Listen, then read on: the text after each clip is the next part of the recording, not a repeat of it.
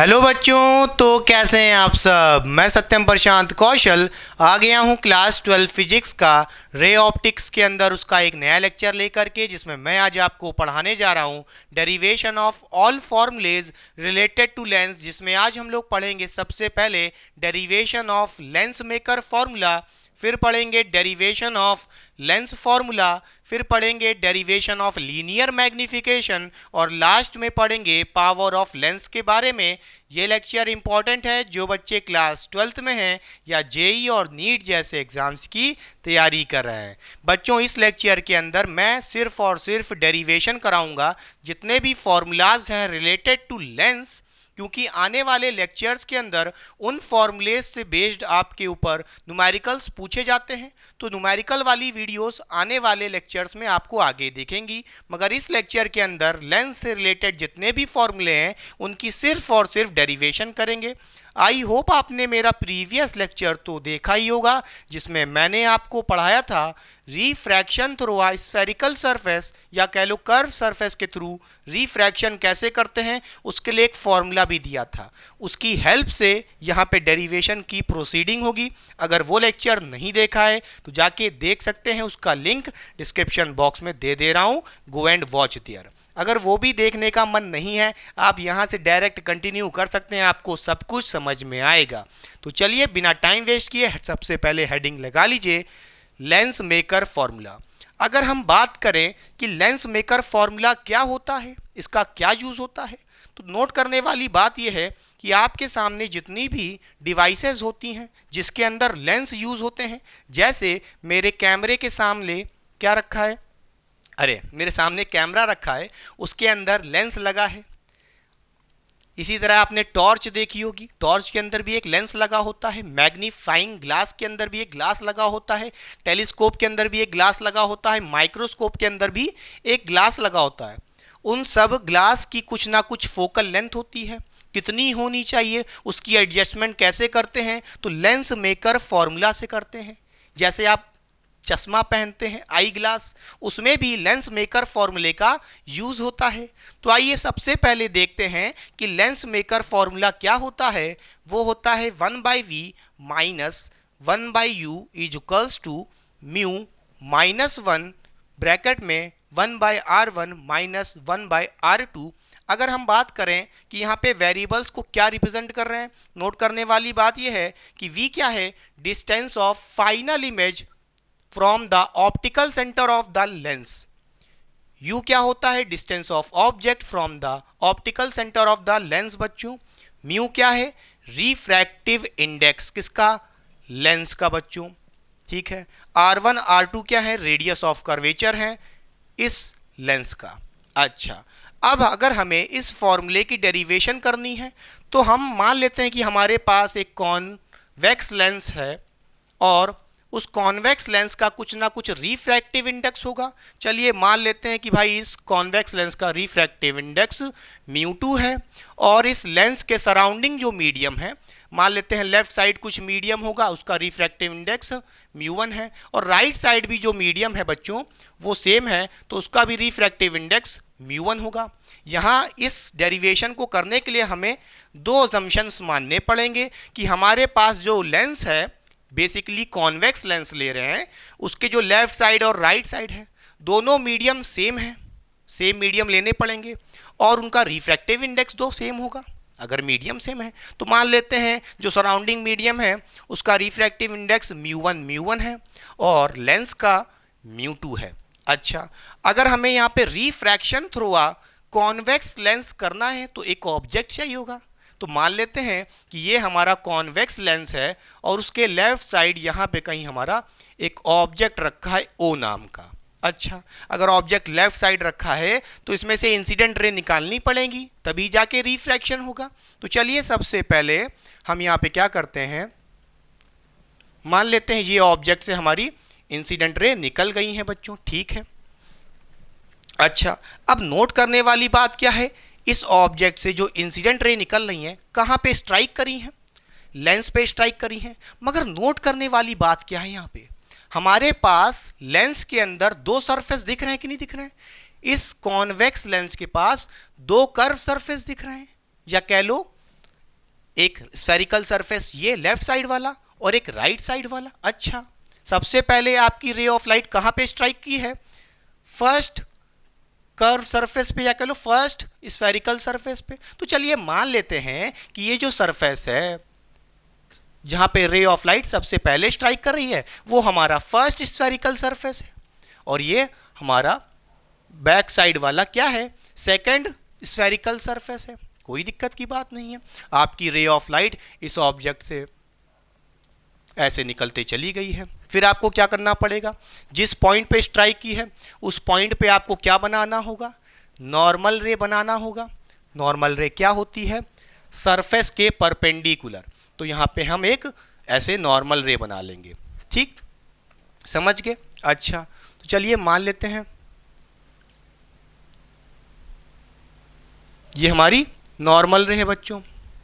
किसके परपेंडिकुलर है? इस फर्स्ट रिफ्रैक्टिंग सरफेस के परपेंडिकुलर एक नॉर्मल रे बना दी है। और आपने पढ़ा था जब हम लेंस के एक स्फेरिकल सरफेस से क्या बनाते हैं? नॉर्मल रे ड्रॉ करते हैं, तो जिस पॉइंट पे वो स्ट्राइक करती है प्रिंसिपल एक्सिस पे, उस पॉइंट को बोलते हैं सेंटर ऑफ कर्वेचर। अच्छा, कौन सा सेंटर ऑफ कर्वेचर? किसका सेंटर ऑफ कर्वेचर? इस लेंस के फर्स्ट रिफ्रैक्टिव सरफेस का। इसलिए हम यहाँ पे लिख देते हैं C1। क्या ये बात समझ में आई कि नहीं प्यारे बच्चों? ठीक है, कोई दिक्कत की बात नहीं है। अच्छा, आपकी रे ऑफ लाइट कहाँ से जा रही है? बेसिकली सराउंडिंग से लेंस में जा रही है। अब सराउंडिंग में क्या होगा? जनरली एयर ही तो होता है, या वाटर भी होगा। चलो मान लेते हैं लेंस के कंपैरिजन में तो जो सराउंडिंग मीडियम है वो क्या होगा? रेयरर मीडियम होगा कि नहीं होगा? तो इसका मतलब है कि आपकी ray of light rarer medium से डेंसर मीडियम में जा रही है, जिसकी वजह से टूवर्ड्स द नॉर्मल बेंडिंग होगी। ये रे ऑफ लाइट सीधे जाना चाहती थी, मगर क्या होगा? बेंडिंग टूवर्ड्स द नॉर्मल हो जाएगी। अच्छा, कोई दिक्कत की बात नहीं है। चलिए, आपकी ये हो गई फर्स्ट सरफेस से रिफ्रैक्टेड रे जो ऐसे जाना चाहती है, मगर आपको पता है कि फिर ये जो आपकी रिफ्रैक्टेड रे है सेकंड सरफेस पे स्ट्राइक करेगी। करेगी कि नहीं करेगी? फिर रिफ्रैक्शन होगा, मगर थोड़ी देर के लिए आप मान लीजिए कि आपके पास ये सेकंड सरफेस नहीं है। मान लीजिए थोड़ी देर के लिए कि भाई इस लेंस के पास सेकंड रिफ्रैक्टिव सरफेस नहीं है। अगर ये सेकंड सरफेस ना होता तो ये रे ऑफ लाइट ट्यूं ट्यूं ट्यूं ट्यूं ट्यूं ट्यूं करके ऐसे सीधी चली जाती कि नहीं चली जाती? हाँ भाई, चली जाती। आप कहोगे हाँ या ना? कहोगे, बिल्कुल कहोगे। ठीक है, समझ गए प्यारे बच्चों। तो आप कहोगे कि भाई यहाँ पे हमारी I1 इमेज बन गई है। देखिए, ऑब्जेक्ट से रे ऑफ लाइट ऐसे निकली, ये हमारा first spherical surface, ray of light bend towards the normal, तो ऐसे जा गई, ये हमारी I1 इमेज बन गई है। नोट करने वाली बात क्या है?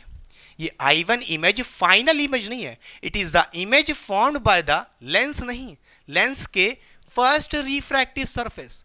क्या ये बात समझ में आई कि नहीं? और ये रिफ्रैक्टिव सरफेस कैसा है? स्फेरिकल है बच्चों। नोट करने वाली बात क्या है? स्फेरिकल है, कोई दिक्कत नहीं है। क्लियर? अच्छा, अब आइए बात करते हैं यहाँ पे थोड़ा सा वेरिएबल्स को ले लेते हैं। अगर बात करें हम क्या कि ऑब्जेक्ट कहाँ पे रखा है, बोलिए, ये लेंस है, इसका मान लेते ऑप्टिकल सेंटर O। ठीक है, जो भी डिस्टेंस लिखते हैं हम, जो भी डिस्टेंस लिखते हैं, चाहे ऑब्जेक्ट का हो, चाहे इमेज का हो, चाहे रेडियस ऑफ कर्वेचर की कहानी हो, सब कहाँ से लेंगे? Optical centre of the lens, यानी कि यहाँ से लेंगे, O से। क्यों ले रहे हैं O से? सरफेस से क्यों नहीं ले रहे हैं? तो नोट करने वाली बात यह है कि जो लेंस आपने लिया है बहुत ही स्मॉल थिकनेस का है। इसकी जो T की वैल्यू होगी, थिकनेस, बहुत ही पतला लेंस है। अब आप कहोगे भैया इतना मोटा बनाए हो, क्यों बनाए हो फिर? अरे भैया, रे ऑफ डायग्राम समझाने के लिए, वरना समझ में नहीं आएगा, किचिर पिचिर हो जाएगा। समझे कि नहीं समझे? ये लेंस बहुत पतला है, इसकी थिकनेस बहुत छोटी है, बहुत छोटा है। समझ गए? तो हम यहाँ पे क्या करेंगे, इसके सरफेस से डिस्टेंस नहीं लेंगे, चाहे ऑब्जेक्ट का हो चाहे इमेज का। कहाँ से लेंगे? अगर लेंस बहुत थिन है, थिकनेस बहुत कम है, तो हम कहेंगे कि भैया जो भी डिस्टेंस लेंगे इस लेंस के ऑप्टिकल सेंटर से लेंगे। क्लियर? चलिए समझ गए भाई। तो यहाँ से हम कह सकते हैं ये हमारा ऑब्जेक्ट है, ऑप्टिकल सेंटर से कितनी डिस्टेंस पर रखा है बच्चों ऑब्जेक्ट, उसको हम यहाँ पे किससे दिखाते हैं, यू से दिखाते हैं। ठीक है, बोलो डिस्टेंस ऑफ ऑब्जेक्ट क्या होता है, यू से दिखाते हैं। ठीक है, कोई दिक्कत नहीं है। I1 इमेज बनी है, कहाँ से दिखाएंगे इसका डिस्टेंस बच्चों, ऑप्टिकल सेंटर से ही दिखाएंगे। ठीक है, क्या ये I1 इमेज फाइनल इमेज है, नहीं बच्चों, तो मान लेते हैं ये इसका डिस्टेंस कितना है V डैश। समझ गए, ऑब्जेक्ट कितनी डिस्टेंस पे रखा है, U distance from the optical centre, left side रखा है। इमेज जो बनी है I1 ऑप्टिकल सेंटर से राइट साइड बनी है, कितनी डिस्टेंस पे, V डैश। V डैश क्या है, इमेज का डिस्टेंस। क्लियर, समझ गए। अच्छा, कोई दिक्कत नहीं है, समझ में आ रहा है कि नहीं आ रहा है। अच्छा, हमने क्या किया है, हम यहाँ पे कॉन्वेक्स लेंस को एक लेंस नहीं देख रहे हैं, दो स्फेरिकल सरफेस देख रहे हैं। एक फर्स्ट स्फेरिकल सरफेस, उसकी कहानी का रे डायग्राम खत्म हो गया। अब उससे रिलेटेड जो फॉर्मूला लगा होगा जिसकी वजह से रिफ्रैक्शन हुआ है, उसको लगाते हैं सबसे पहले। देखिए बच्चों, मैंने आपको बताया था अगर हमारे पास कोई कर्व सरफेस है या स्फेरिकल सरफेस है, उसके लिए फॉर्मूला क्या होता है, तो आपने पढ़ा था μ2/v minus μ1/u is equals to μ2 minus μ1/r। ये फॉर्मूला होता था। नोट करने वाली बात क्या है भाई, वी यू तो पहले से पता है, ठीक है, समझ गया। यू म्यू क्या है, बोलिए, μ2 क्या है, μ2 उस मीडियम का रिफ्रैक्टिव इंडेक्स है जहां पे रे ऑफ लाइट चली गई। μ1 क्या है, रिफ्रैक्टिव इंडेक्स उस मीडियम का जहां से आपकी रे ऑफ लाइट निकली थी या जहां से आ रही है। क्लियर हुई बात कि नहीं, समझ गया। अच्छा, चलिए अभी हमने सिर्फ फर्स्ट सरफेस की कहानी पढ़ी है, तो चलिए लिख लेते हैं सबसे पहले क्या बच्चों, फॉर फर्स्ट सरफेस। जब फर्स्ट सरफेस से रिफ्रैक्शन हो रहा है तो उसके लिए क्या होगा, उसके लिए इस फॉर्मूले को कैसे अप्लाई करेंगे, कुछ नहीं, ये बताइए। हाँ, तो आप यहां से कहोगे आपकी रे ऑफ लाइट कहां से कहां गई है बच्चों, बोलिए कहां से गई है, उस मीडियम से गई है जिसका रिफ्रैक्टिव इंडेक्स μ1 है। कहां पे गई है, μ2 यानी कि लेंस के अंदर गई है कि नहीं गई है। देखिए आपकी रे ऑफ लाइट कहां से गई है, बाहर से लेंस में गई है। अच्छा, समझ गए। तो यहां पे आप कहोगे μ2 की जगह क्या लिखेंगे, μ2 क्या है, रिफ्रैक्टिव इंडेक्स उस मीडियम का जहां पे रे ऑफ लाइट गई है। कहां पे गई है बच्चों, बाहर से लेंस के अंदर गई है, उसका रिफ्रैक्टिव इंडेक्स कितना है बच्चों, μ2 है। तो आप कहोगे यहाँ पे क्या, μ2 की जगह हम μ2 ही रहने देंगे, कोई दिक्कत नहीं है। अपॉन v क्या है, distance of image. Distance of image क्या है बच्चों, v डैश है, कितना है, v डैश, ठीक है। तो यहाँ पे v की जगह हो जाएगा v डैश, ठीक, माइनस μ1 क्या है, उस रिफ्रैक्टिव इंडेक्स, उस मीडियम का रिफ्रैक्टिव इंडेक्स जहाँ से रे ऑफ लाइट निकली थी या आ रही है।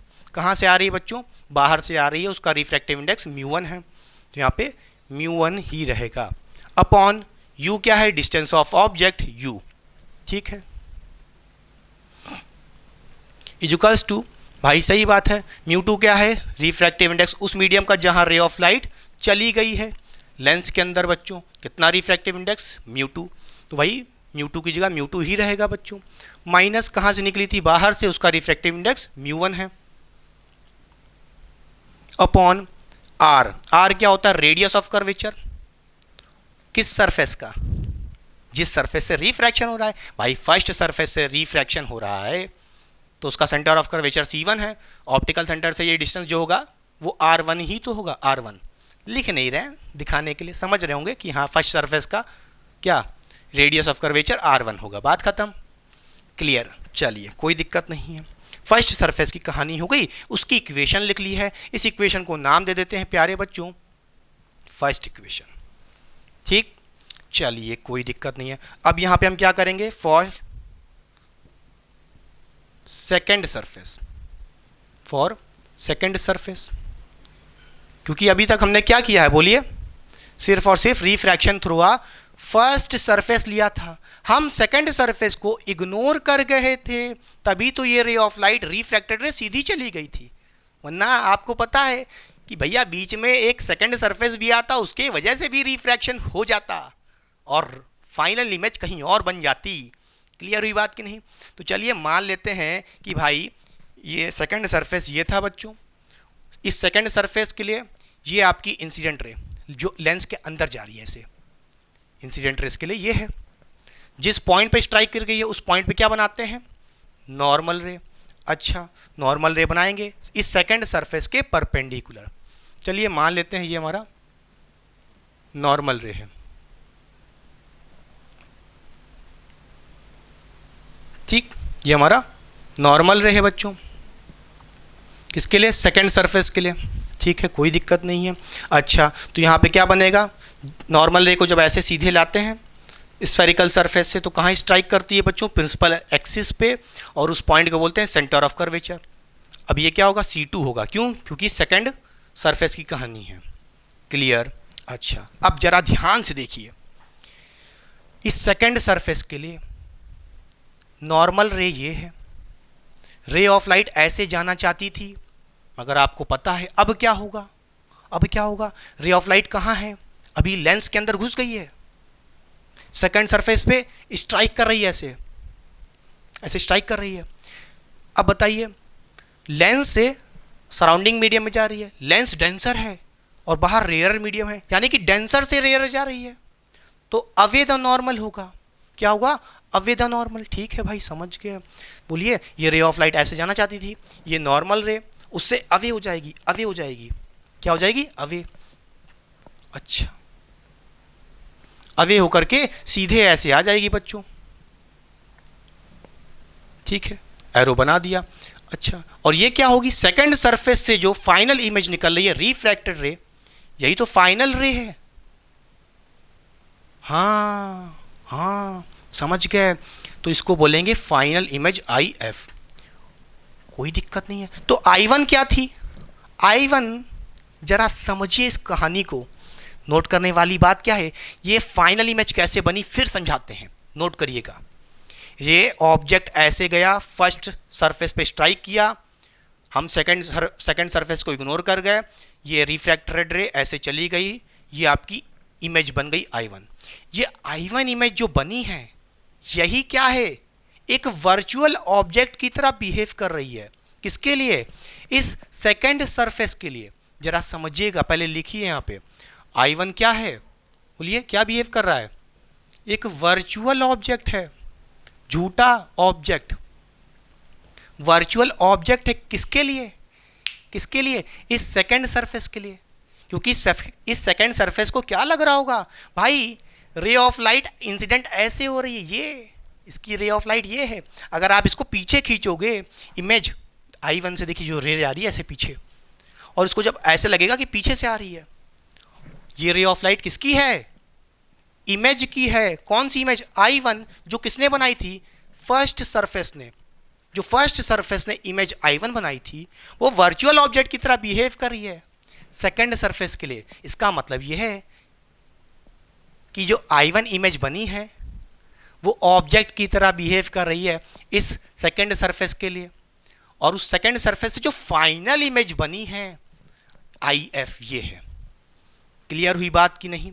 समझ में आया कि नहीं? समझ गए होगे, कोई दिक्कत नहीं होनी चाहिए। अच्छा, अगर बात करें इस फाइनल इमेज की बच्चों, ऑप्टिकल सेंटर से कितनी डिस्टेंस पे है? मान लेते हैं अब ये डिस्टेंस हो गया V। फाइनल डिस्टेंस क्या हो गया इमेज का? IF इमेज का, ऑप्टिकल सेंटर से मान लिया V, कोई दिक्कत नहीं। सेकंड सरफेस के लिए नोट करना, ऑब्जेक्ट का डिस्टेंस क्या होगा? सेकंड सरफेस के लिए ऑब्जेक्ट कौन है? ये O नहीं है, ये है वर्चुअल ऑब्जेक्ट। सेकंड सरफेस के लिए ऑप्टिकल सेंटर से वर्चुअल ऑब्जेक्ट तक का डिस्टेंस क्या है? V dash. क्लियर हुई बात कि नहीं? समझ लो बेटा। अब ये फॉर्मूला लगाना हमें फिर से पड़ेगा, किसके लिए? सेकंड सरफेस के लिए। चलिए कैसे लगाएंगे, जरा ध्यान से देखिए। देखिए फॉर्मूले में लिखा है μ2/V। μ2 क्या है? जहां पे रे ऑफ लाइट चली गई, भाई सेकंड सरफेस ये है, सेकंड सरफेस से कहां चली गई? बाहर चली गई, सराउंडिंग मीडियम में, उसका रिफ्रैक्टिव इंडेक्स μ1 है, ठीक है। कितना है?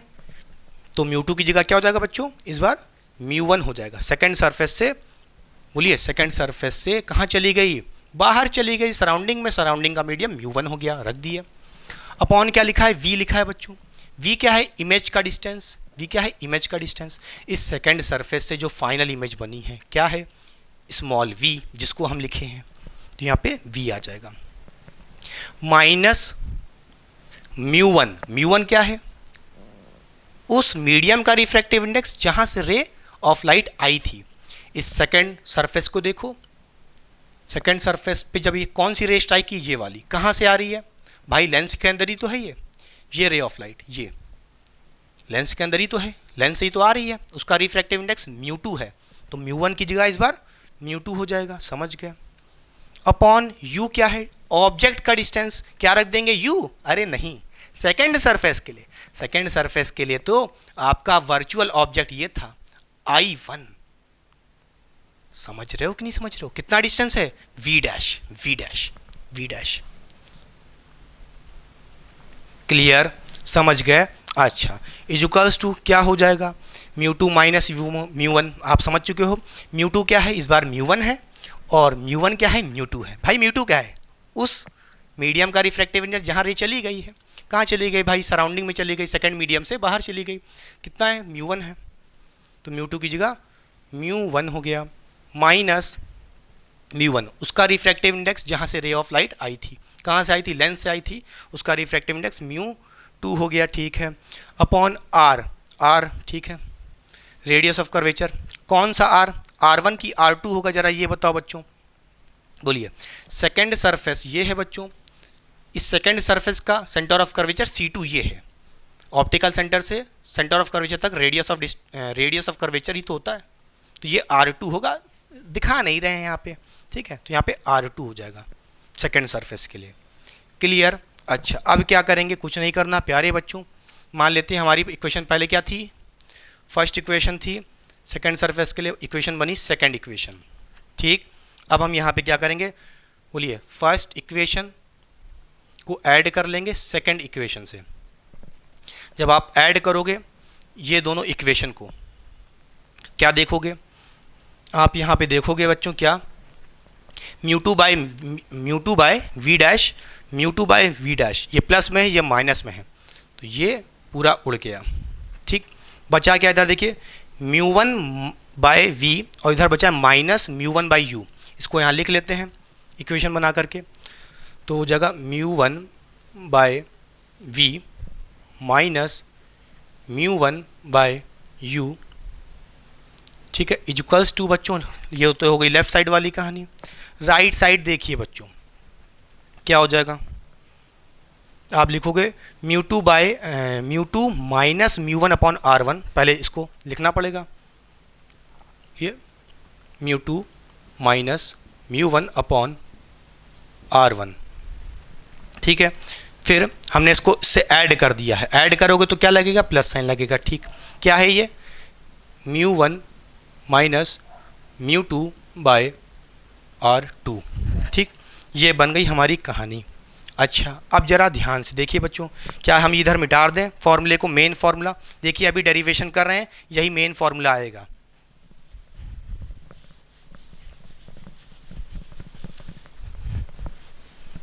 चलिए देखिए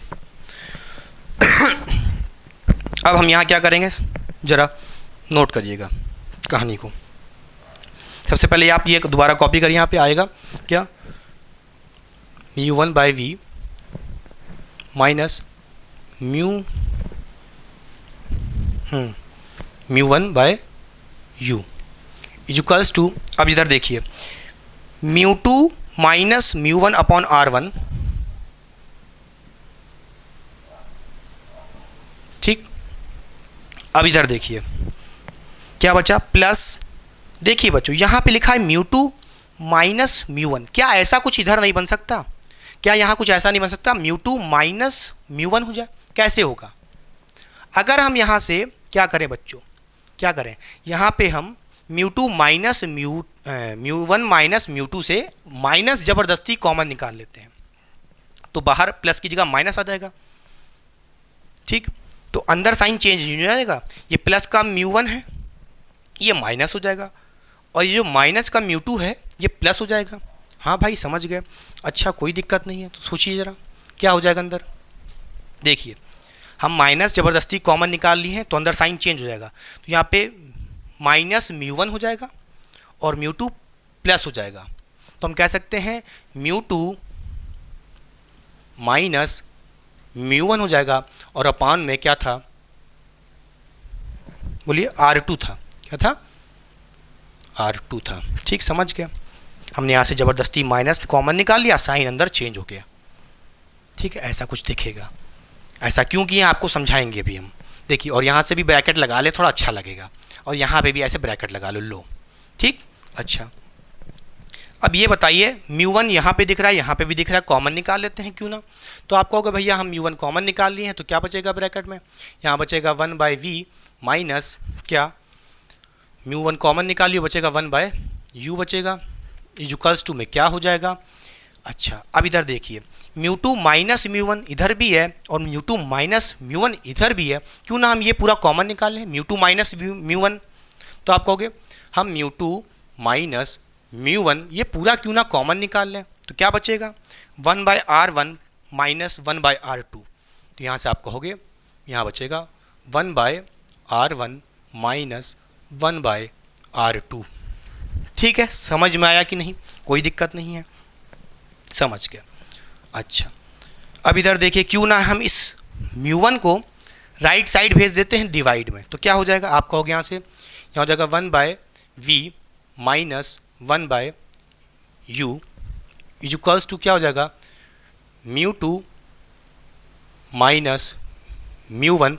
ये पहले से ही लिखा था, आपने म्यू वन को डिवाइड में भेज दिया है, तो भाई इधर मल्टीप्लाई में ये लिखा है, तो यहाँ पे क्या हो जाएगा, म्यू वन अपॉन में आ जाएगा दोनों तरफ। देखिए, mu two by mu one हो गया, इधर भी mu one by mu one हो गया।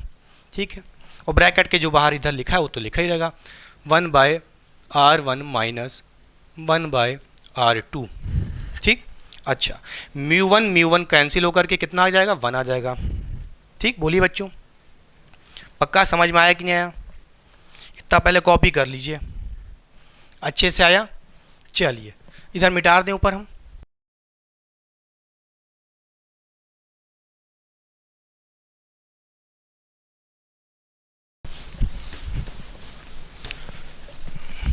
चलिए अब इधर देखिए बच्चों, यहाँ से आप कहोगे क्या बचा हमारे पास, बोलिए ब्रैकेट में क्या बचा है, 1/v माइनस 1/u। देखिए क्या बचा, 1/v माइनस 1/u बचा है, इक्वल्स टू में क्या हो जाएगा, इधर दिखेगा आपको mu two by mu one, mu two by mu one. ठीक है, -1 दिख रहा है आपको साफ साफ, और क्या दिख रहा है ब्रैकेट में, 1/r1 माइनस 1/r2, ये भी दिख रहा है। क्लियर? अच्छा, यहाँ पे चाहो तो ब्रैकेट लगा लो। ठीक है, अब एक बात बताइए, मैंने आपको बताया था बच्चों, कभी आपके पास लिखा हो ऐसा कुछ mu two by mu one, ये कहाँ से आया होगा, ये कहाँ से आया होगा? ज़रा देखिए बच्चों, आपने पढ़ा था पहले क्या, अगर आपके पास कुछ ऐसा लिखा है, बोलिए refractive index of second medium with respect to first medium. यहाँ पे सेकेंड मीडियम कौन है, लेंस है या कह लो ग्लास है। ठीक है, बोलिए अरे भाई म्यू टू, बोलिए क्या लिखा है, refractive index of second medium with respect to first medium. इसको आप क्या लिख सकते हो, आपने पढ़ा था इंडिविजुअल रिफ्रैक्टिव इंडेक्स के टर्म में, आपने अगर फॉर्मूला बनाना है तो आपने पढ़ा था राइट से लेफ्ट मूव कर जाओ तो सेकेंड मीडियम पहले मिलेगा, फर्स्ट मीडियम बाद में मिलेगा। ठीक है, समझ गए? तो आप क्या कहोगे, यानी कि refractive index of second medium with respect to first medium क्या हो जाएगा, ये हो जाएगा mu two by mu one. ये आ गया इंडिविजुअल रिफ्रैक्टिव इंडेक्स के टर्म में। क्लियर हुई बात कि नहीं? नहीं आया? अरे भाई refractive index of second medium with respect to first medium क्या होगा, mu two by mu one होगा। कैसे किए, इसके लिए ट्रिक आपको बताई थी, जो भी लिखा है उसके राइट से लेफ्ट मूव करो, सेकेंड पहले मिला तो म्यू टू ऊपर हो गया, बाद में वन मिला तो म्यू वन अपॉन में हो गया। अच्छा, कोई दिक्कत नहीं है, समझ गए बच्चों, समझ गए? अच्छा, म्यू टू किसका रिफ्रैक्टिव इंडेक्स है, साफ साफ दिख रहा है लेंस का। म्यू वन किसका रिफ्रैक्टिव इंडेक्स है, जो भी सराउंडिंग होगा अगल बगल सेम होगा, क्या पता वाटर हो एयर हो जो भी हो रख देंगे, हाँ या ना? हाँ भाई समझ गए, कोई दिक्कत नहीं है। तो यहाँ पे हम इसको ऐसे भी तो लिख सकते हैं, क्या क्या इसकी जगह हम क्या लिख सकते हैं यहाँ पे बताइए, यहाँ पे हम लिख सकते हैं 1/v माइनस 1/u,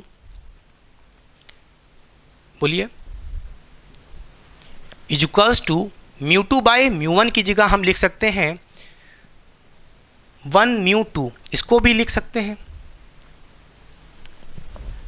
हाँ या ना। और या सिंपली इसकी जगह हम u भी तो लिख सकते हैं, u, बोलिए भाई, बोलिए बोलिए बोलिए बोलिए बोलिए, लिख सकते हैं कि नहीं सकते हैं? अरे फर्स्ट मीडियम क्या होगा, यहाँ तो एयर होगा तो यहाँ एयर लगा लो भाई, एयर 1 क्या होगा, μ1 जनरली सराउंडिंग क्या होगा, एयर ही तो होगा, तो यहाँ पे चाहे तो एयर लगा लो। और सेकंड मीडियम क्या है, बोलिए, यहाँ पे 2 क्या बता रहा है, 2 ये बता रहा है रिफ्रैक्टिव इंडेक्स लेंस का, μ2 लेंस का, तो भाई उसके लिए आप यहाँ पे सिर्फ जी भी लिख सकते हो। क्लियर हुई बात कि नहीं? और एयर को जरूरी नहीं है, इसको क्या पढ़ोगे, रिफ्रैक्टिव इंडेक्स ऑफ ग्लास या कह लो lens with respect to air, हाँ या ना। या सिंपली आप ये भी लिख सकते हो एयर हटा दो, लो हटा दिए एयर, समझ के कोई दिक्कत नहीं है। तो यहाँ पे आप किसका रिफ्रैक्टिव इंडेक्स बोलोगे, रिफ्रैक्टिव इंडेक्स ऑफ ग्लास, किसके रिस्पेक्ट में, कुछ नहीं लिखा है तो एयर, एयर नहीं हुआ तो वाटर, समझ रहे हो कि नहीं समझ रहे हो, समझ गए? अच्छा, तो आप सिंपली चाहे तो म्यू जी लिख लो या सिंपली म्यू भी लिख सकते हो। और ये म्यू किसका है, रिफ्रैक्टिव इंडेक्स, किसका, आर आई, यानी कि रिफ्रैक्टिव इंडेक्स ऑफ किसका, लेंस, समझ गए? तो यहाँ पे μ2/μ1 की जगह या तो आप refractive index of second medium with respect to first medium ये लिख लो या यू लिख लो। हाँ भाई, अंडरस्टूड है कि भाई लेंस का ही रिफ्रैक्टिव इंडेक्स रखेंगे, किसके रिस्पेक्ट में, जनरली एयर होता है, समझ गए, पक्का? अच्छा, तो यहाँ पे हम μ2/μ1 की जगह क्या लिख सकते हैं, सिंपली म्यू भी लिख सकते हैं, कोई दिक्कत नहीं है, -1 हो जाएगा, ब्रैकेट में यहाँ क्या लिखा है 1/r1 माइनस 1/r2। क्या ये डेरिवेशन आपको अच्छे से समझ में आई? यही है लेंस मेकर फॉर्मूला। क्लियर, पक्का? साइड हो रहा है, पहले कॉपी करिए। तो बताइए बच्चों, आपको क्या यहाँ तक समझ में आया? जो आपने इक्वेशन देखी है क्या, 1/v minus 1/u is equals to μ-1 bracket में 1/r1 माइनस 1/r2। चलिए आप इसको ऐसे भी लिख सकते हैं चाहे तो। देखिए बच्चों, आपने क्या ड्राइव किया है, फिर से लिखते हैं इस फॉर्मूले को और अच्छे से याद करेंगे। क्या आया फॉर्मूला, देखिए ध्यान से, आपने देखा 1/v minus 1/u is equals to क्या था, आपने देखा μ-1 और ब्रैकेट के अंदर क्या था, बोलिए, 1/r1 माइनस 1/r2। ये इक्वेशन आपने क्या की है बच्चों, डराइव की है। इस इक्वेशन को एक नाम भी दे देते हैं, चलिए क्या दे दें, हम दे देते हैं इक्वेशन नंबर 3 बच्चों, ठीक है, ये हमारी इक्वेशन 3 है। अब एक बात नोट करिएगा बच्चों, क्या यहाँ पे कि यहाँ पे जो आप फॉर्मूला देख रहे हैं, म्यू क्या है, यह है रिफ्रैक्टिव इंडेक्स किसका, बार बार बोल रहा हूँ, इस लेंस का। कौन सा लेंस, कॉन्वेक्स है, कॉनकेव होगा तो उसका रिफ्रैक्टिव इंडेक्स रखेंगे म्यू की वैल्यू। क्लियर, समझ गए? आप इसको चाहें तो और अच्छे से लिखने के लिए लिख सकते हैं रिफ्रैक्टिव इंडेक्स ऑफ लेंस, यानी कि एल भी लगा सकते हैं यहाँ पे।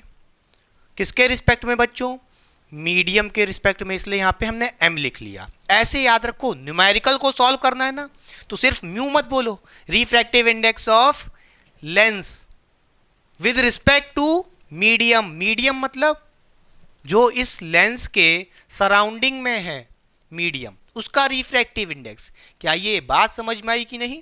क्योंकि अगर आप ऐसे रख दोगे रिफ्रैक्टिव इंडेक्स ऑफ लेंस तो भैया वो विद रिस्पेक्ट टू एयर होगा, और जरूरी नहीं है कि हमेशा इस लेंस के आसपास एयर ही हो जिसका रिफ्रैक्टिव इंडेक्स 1 होता है, तब तो कोई दिक्कत नहीं है, सिर्फ म्यू लिख लो।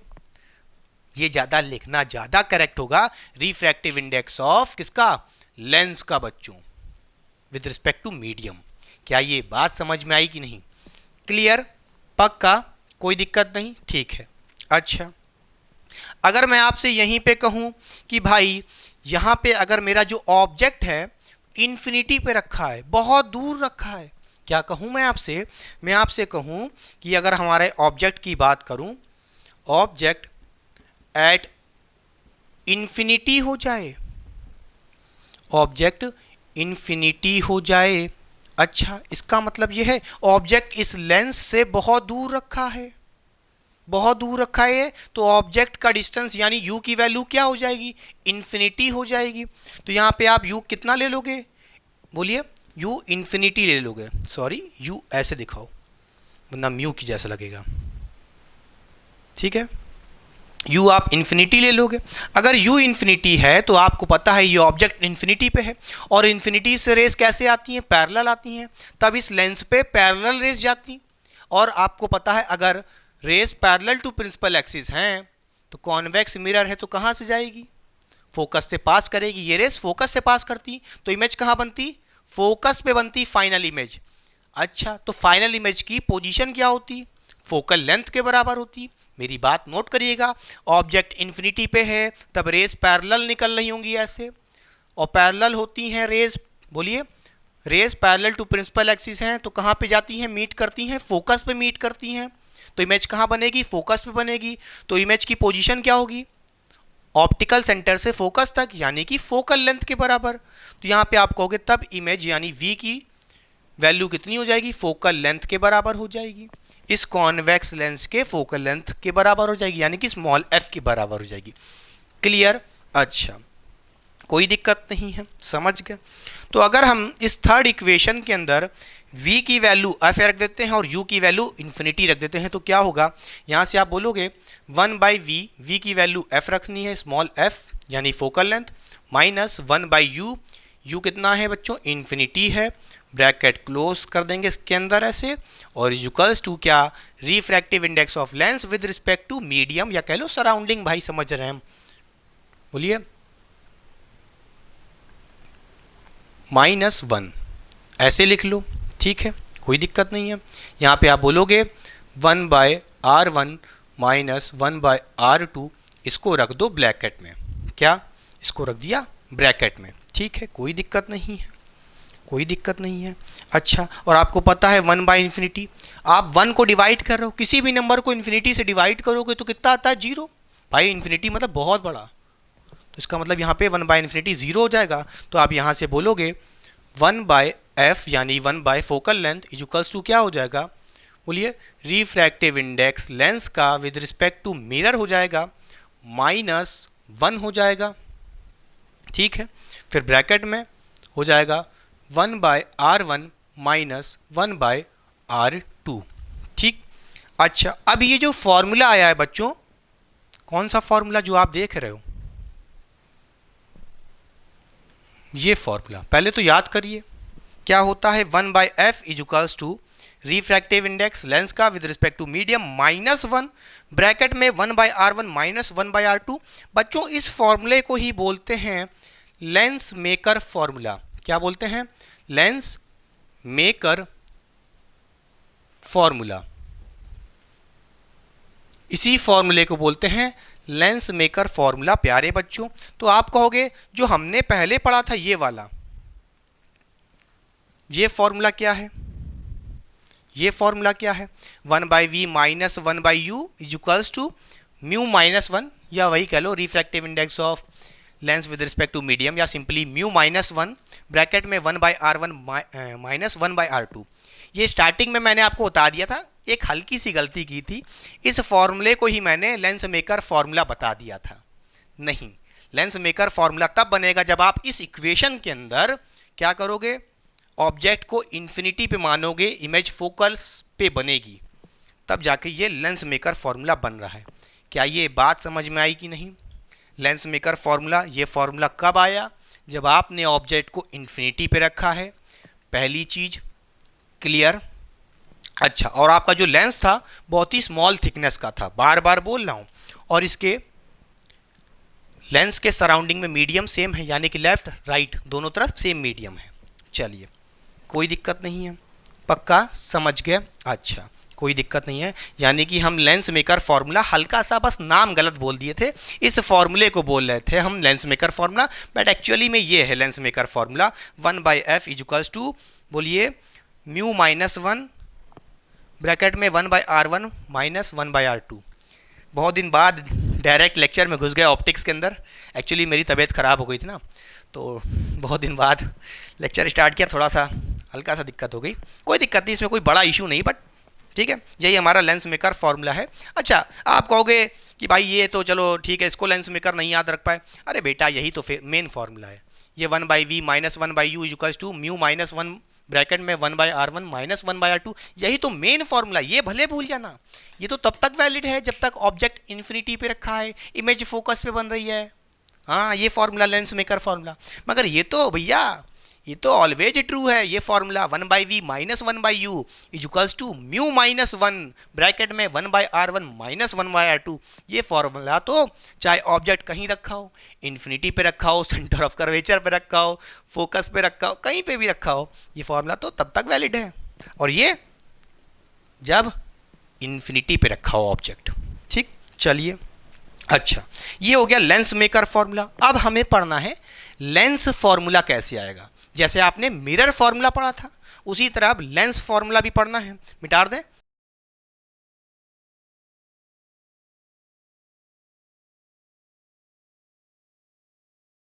अब हम यहां क्या करेंगे, हमने इस इक्वेशन को बोला था इक्वेशन नंबर 3, ठीक है, इस इक्वेशन को बोला था इक्वेशन नंबर 3,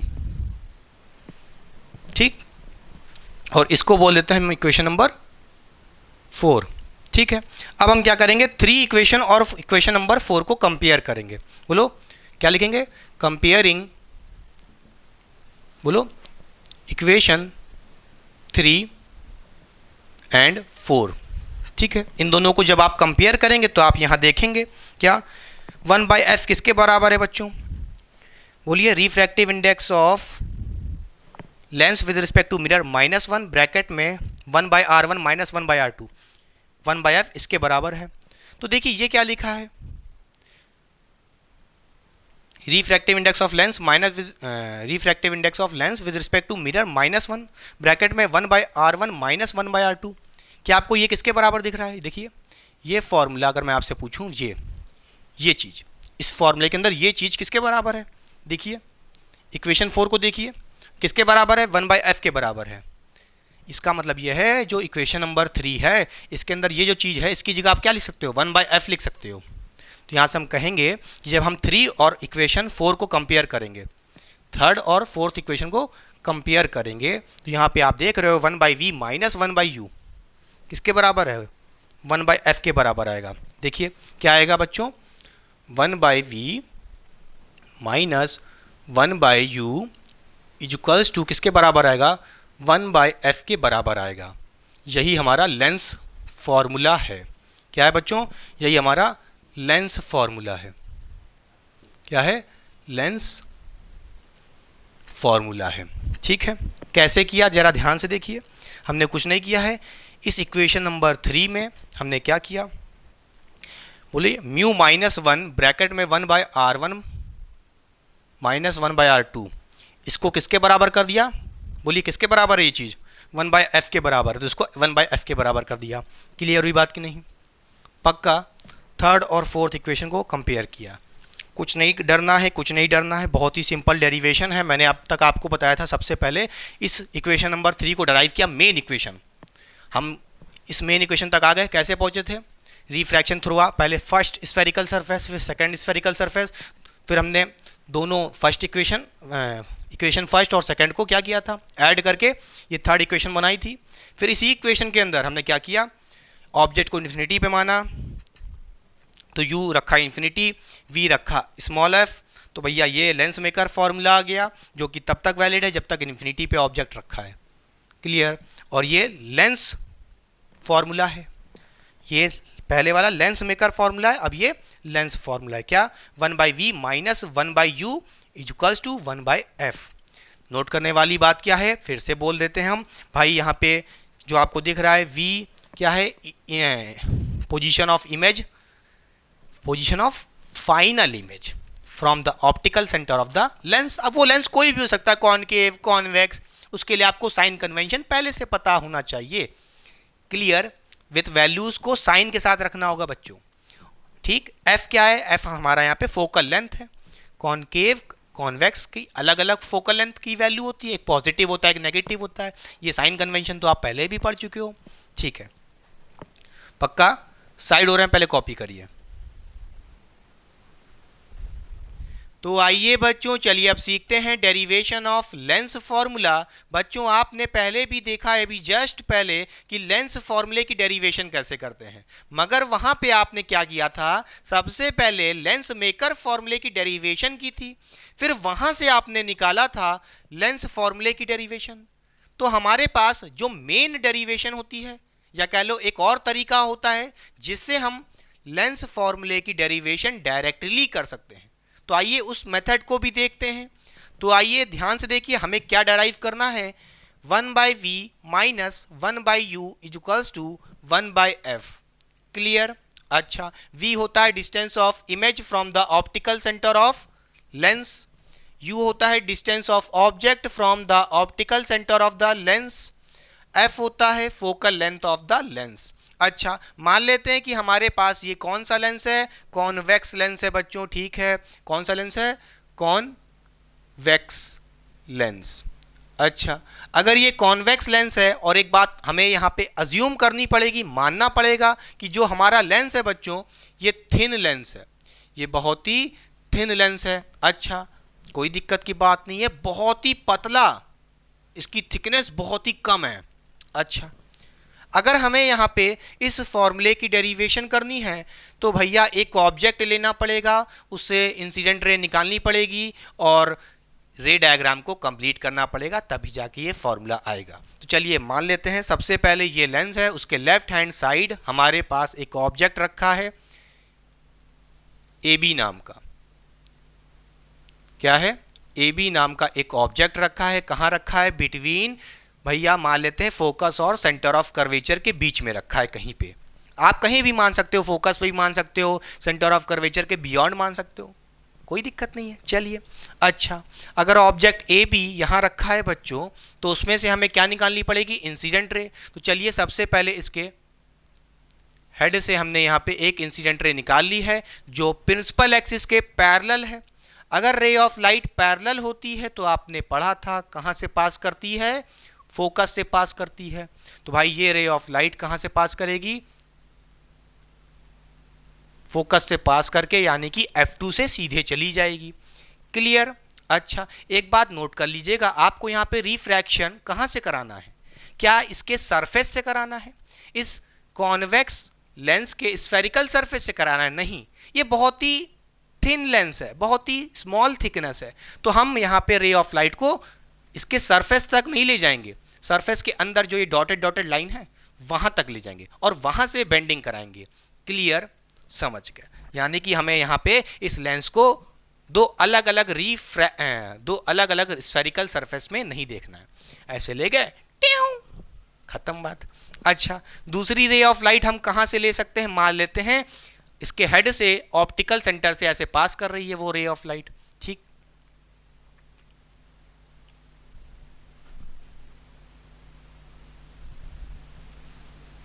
ये रे ऑफ लाइट कहाँ गई? अच्छा, ऑप्टिकल सेंटर से सीधी चले गई। आपने पढ़ा था जब कोई ray of light optical centre से पास करती है तो विदाउट डेविएशन, या कह लो विदाउट बेंडिंग, सीधी चली जाती है। क्लियर? हाँ, थोड़ी सी टेढ़ी हो गई है, उससे कोई मतलब नहीं, डेरिवेशन ही करनी है यहाँ पे, ठीक है। अच्छा, और कहाँ पे इंटरसेक्शन हुआ है बच्चों? यहाँ पे इंटरसेक्शन हुआ है और यहीं पे जाके इमेज बनेगी। अच्छा, यहाँ पे इमेज बन जाएगी और वो भी इन्वर्टेड बनेगी। तो यहाँ पे अगर ए है तो मान लेते हैं बच्चों यहाँ पे क्या बन जाएगा? ए डैश मान लेते हैं, ठीक है, और यहाँ पे बी डैश मान लेते हैं। क्लियर? फिर से बना लेते हैं थोड़ा सही से इसको। जी, आपकी बी डैश ए डैश इमेज बन गई है। ऑब्जेक्ट था ए बी, इमेज बनी है बी डैश ए डैश, यानी इन्वर्टेड हो गई है। क्लियर? कोई दिक्कत की बात नहीं है। अच्छा, अब इस फॉर्मूले को डराइव करने के लिए हमें यहाँ पे दो ट्रायंगल्स को देखना पड़ेगा। सबसे पहले कौन कौन से ट्रायंगल? ए बी ओ, ये जो ट्रायंगल दिख रहा है ए बी ओ, और दूसरा ट्रायंगल देखना पड़ेगा हमें यहाँ पे बच्चों, कौन सा?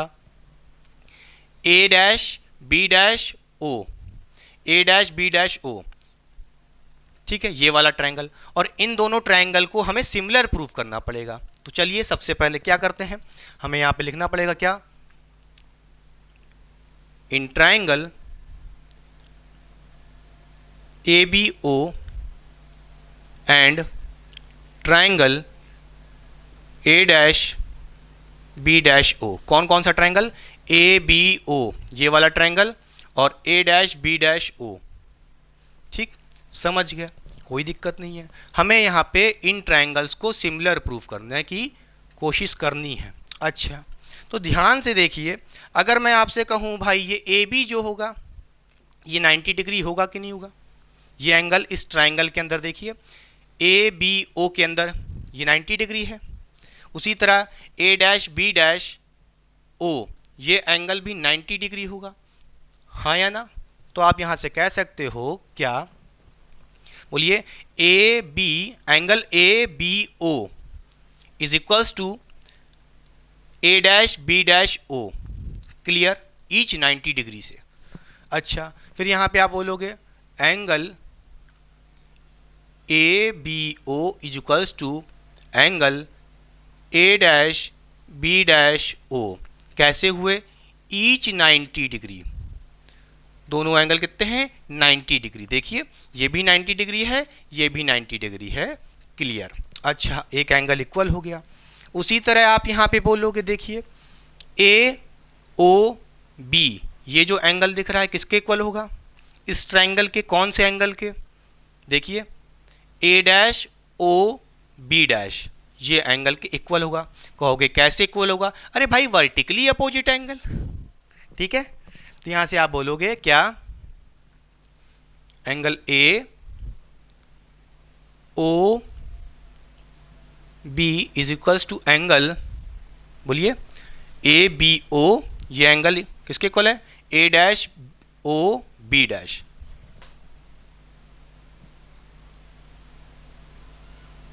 ठीक है, कैसे इक्वल हुआ? अरे भाई, vertically opposite angle.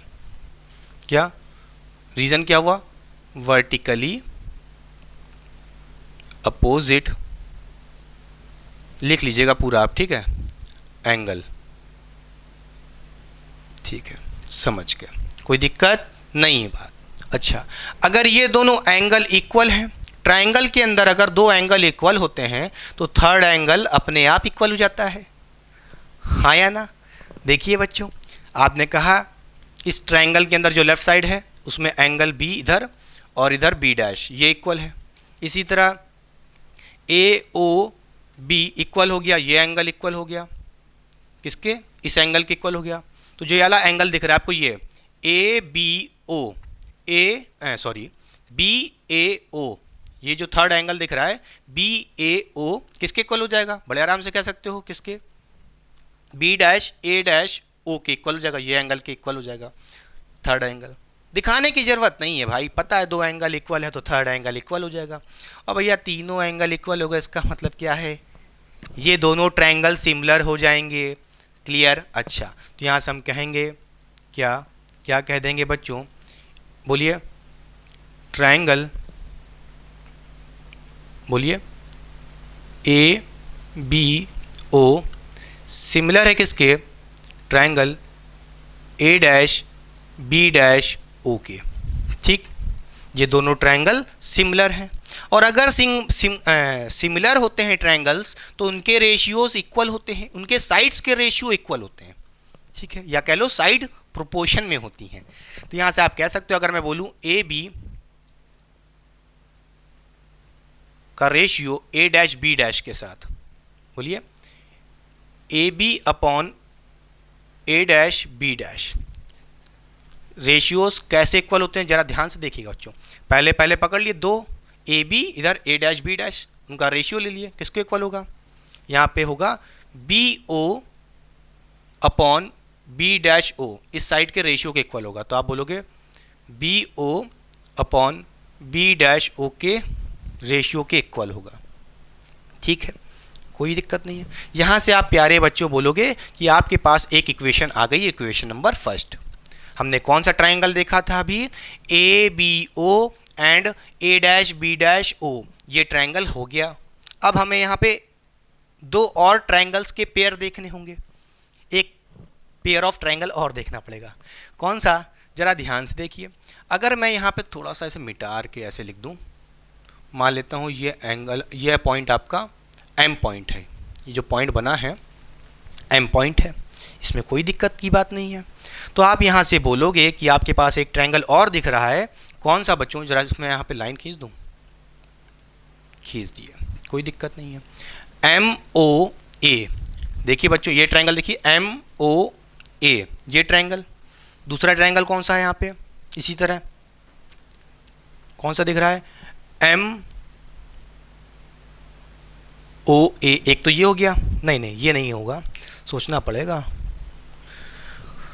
M O F to, हाँ ये देखिए एम ओ एफ टू, ये वाला triangle M O F two, ये वाला ट्रायंगल जो छोटा सा दिख रहा है एम ओ एफ टू, ये एंगल, और यहाँ पे हमें एक और एंगल ट्रायंगल दिख रहा है, कौन सा, A dash B dash F two, ये ट्रायंगल देखिए एम ओ एफ टू और एक A dash B dash F two, इन दोनों ट्रायंगल्स को भी लेना होगा, सिमिलर प्रूफ करना होगा। तो यहाँ से हम कह सकते हैं क्या, इन ट्रायंगल, बोलिए M O F two and triangle क्या, A dash B dash F two, ये triangle A dash B dash F two, ठीक, कोई दिक्कत, पक्का, अच्छा। उसी तरह अगर ये ट्रायंगल्स को सिमिलर प्रूफ करना है तो इनके भी एंगल्स प्रूफ करने पड़ेंगे इक्वल। अच्छा तो देखिए बच्चों, देखिए एम, देखिए ट्रायंगल के अंदर देखिए एम ओ एफ टू, इस ट्रायंगल के अंदर ये एंगल जो दिख रहा है 90 डिग्री होगा, हाँ या ना। उसी तरह आप बोलोगे, बोलिए A dash B dash F two, ये एंगल जो बी डैश दिख रहा है ये भी तो 90 डिग्री है, तो इक्वल हो जाएंगे। तो यहाँ से हम बोल सकते हैं क्या, एम ओ एफ टू ये 90 डिग्री है, उसी तरह A dash B dash F two, ये भी 90 डिग्री है एंगल। देखिए angle M O F two और एक A dash B dash F two, दोनों 90 डिग्री होंगे तो इक्वल होंगे। तो यहाँ से हम बोल सकते हैं क्या, angle M O F two equal होगा किसके, angle A dash B dash F two के, ठीक है। कैसे, ईच 90 डिग्री, ईच 90 डिग्री, ठीक है, कोई दिक्कत नहीं है। अब एक एंगल इक्वल हो गया है, और एंगल देखिए कौन सा हो सकता है, कौन सा, एम एफ टू, बोलिए M F two O, angle M F two O, ये एंगल देखिए प्यारे बच्चों, बोलिए एम एफ टू ओ, ये एंगल किसके इक्वल होगा, देखिए A dash F two B dash, ये एंगल के इक्वल होगा। तो यहाँ से हम बोल सकते हैं क्या, M F two O equal है, देखिए एम एफ टू ओ, ये एंगल इक्वल है किसके, A dash F two B dash के इक्वल होगा। कहोगे कैसे, वर्टिकली अपोजिट एंगल, भाई वर्टिकली अपोजिट एंगल, तो यहाँ से बोलोगे A dash F two B dash, ठीक, चलिए कोई दिक्कत नहीं। कैसे, vertically opposite angle, vertically opposite angle, और वर्टिकली अपोजिट एंगल इक्वल हो गया, ठीक है। यहाँ पे दो एंगल इक्वल हो गया तो थर्ड एंगल भी इक्वल हो गया होगा, ख़त्म बात। अगर थर्ड एंगल भी इक्वल हो गया होगा तो आप बोलोगे कि ये दोनों ट्रायंगल, बोलिए कौन सा, triangle M O F two किसके सिमिलर होगा, बोलिए triangle A dash B dash F two के, A dash B dash F two के सिमिलर होगा। अगर ये दोनों ट्रायंगल सिमिलर है तो इनके भी जो साइड्स के रेशियो होंगे इक्वल होंगे, या क्या होंगे, साइड प्रोपोर्शन में है। तो यहाँ से बोलोगे पहले एम ओ और ए डैश बी डैश को रेशियो लिए, तो M O upon A dash B dash का रेशियो ले लिए, किसके इक्वल होगा, ओ एफ टू के इक्वल होगा, O F two upon B dash F two के इक्वल होगा।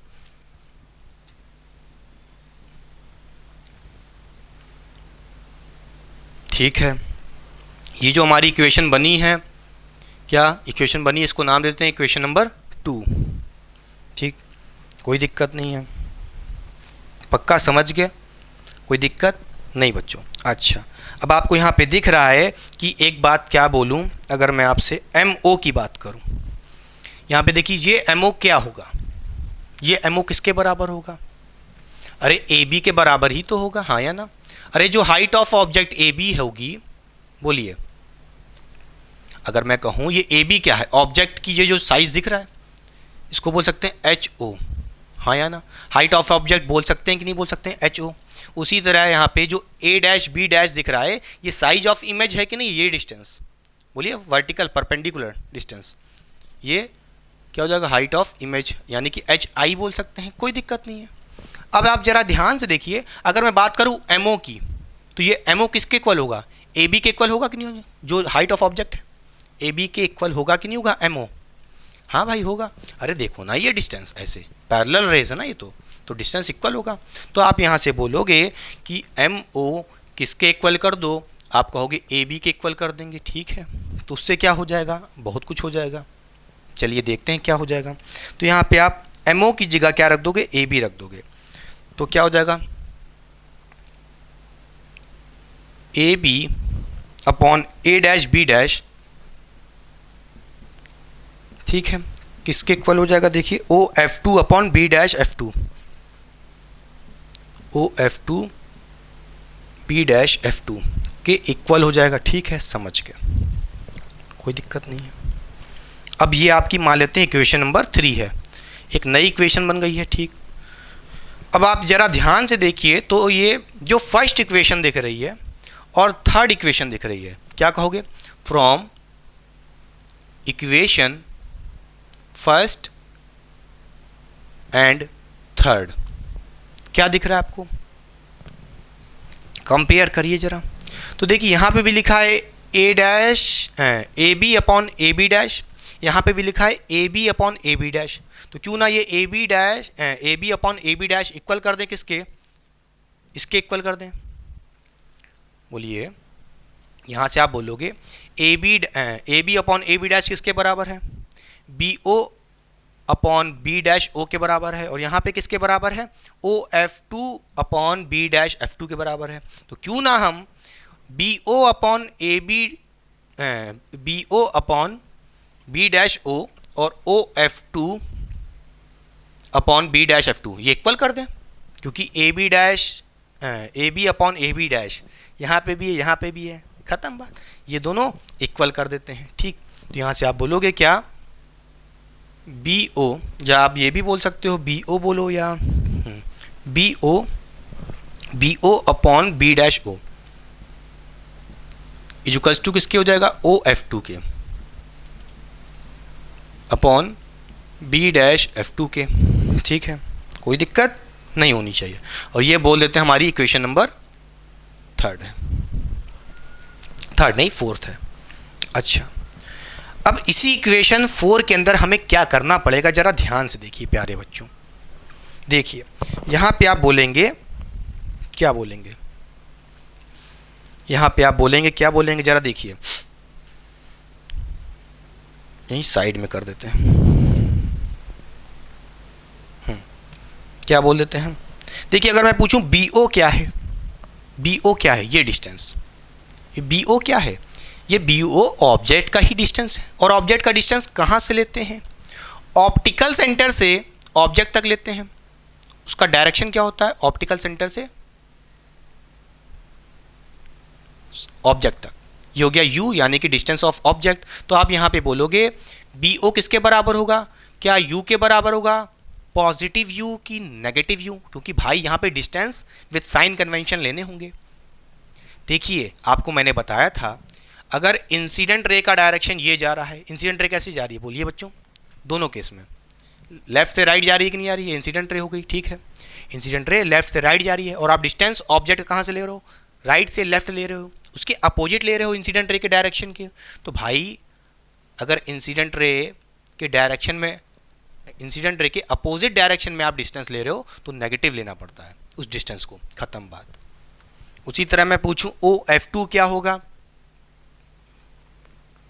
बोलिए OF2 क्या है? O यानी कि OF2 सॉरी, ये क्या है? OF2। बोलिए ऑप्टिकल सेंटर से फोकस तक का डिस्टेंस क्या कहलाता है? फोकल लेंथ कहलाता है। तो आप ये बोलोगे ये क्या है? ये भाई फोकल लेंथ की डिस्टेंस है, यानी कि एफ। अच्छा, इंसिडेंट रे ऐसे जा रही है और आप डिस्टेंस ऑप्टिकल सेंटर से फोकस तक, जिसको आप फोकल लेंथ बोल रहे हो, in the direction of incident ray है, तो पॉजिटिव लेना पड़ेगा, ख़त्म बात। और आपको तो वैसे भी पता है कॉन्वेक्स के लिए हमारे पास फोकल लेंथ पॉजिटिव ही होती है। ठीक, चलिए समझ गए। अब बात करें इसी तरह बी डैश ओ की। क्या बी डैश ओ की बात करें तो ये क्या होगा? B dash O, B dash O, देखिए बी डैश ये, ओ ये है, ये डिस्टेंस देखिए। बी डैश क्या है? जहाँ पे इमेज बन रही है। ओ से इमेज तक का डिस्टेंस ये है कि नहीं है? बोलिए।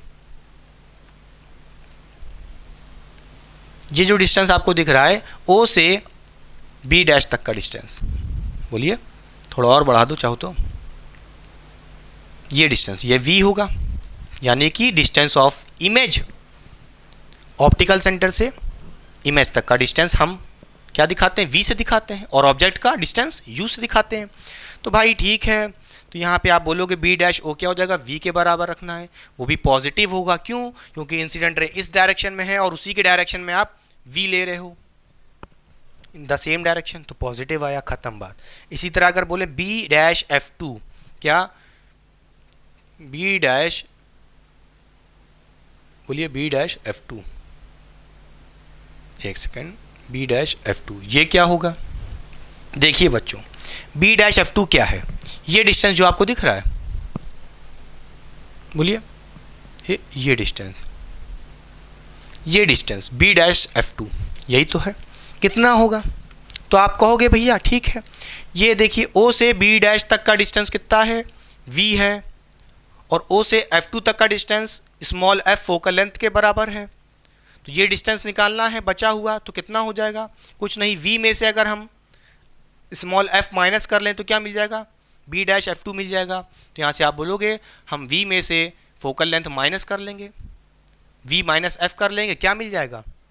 b डैश f2 की वैल्यू मिल जाएगी। तो v माइनस f, क्लियर? अच्छा, कोई दिक्कत नहीं है। चलिए अब हम क्या करते हैं, ये जो आप डेरिवेशन देख चुके हो अभी हुई नहीं है, थोड़ा सा और बचा है, बस पहुंच रहे हैं लेंस फॉर्मूले तक। मिटा दें इधर लेफ्ट साइड, चलिए मिटा देते हैं।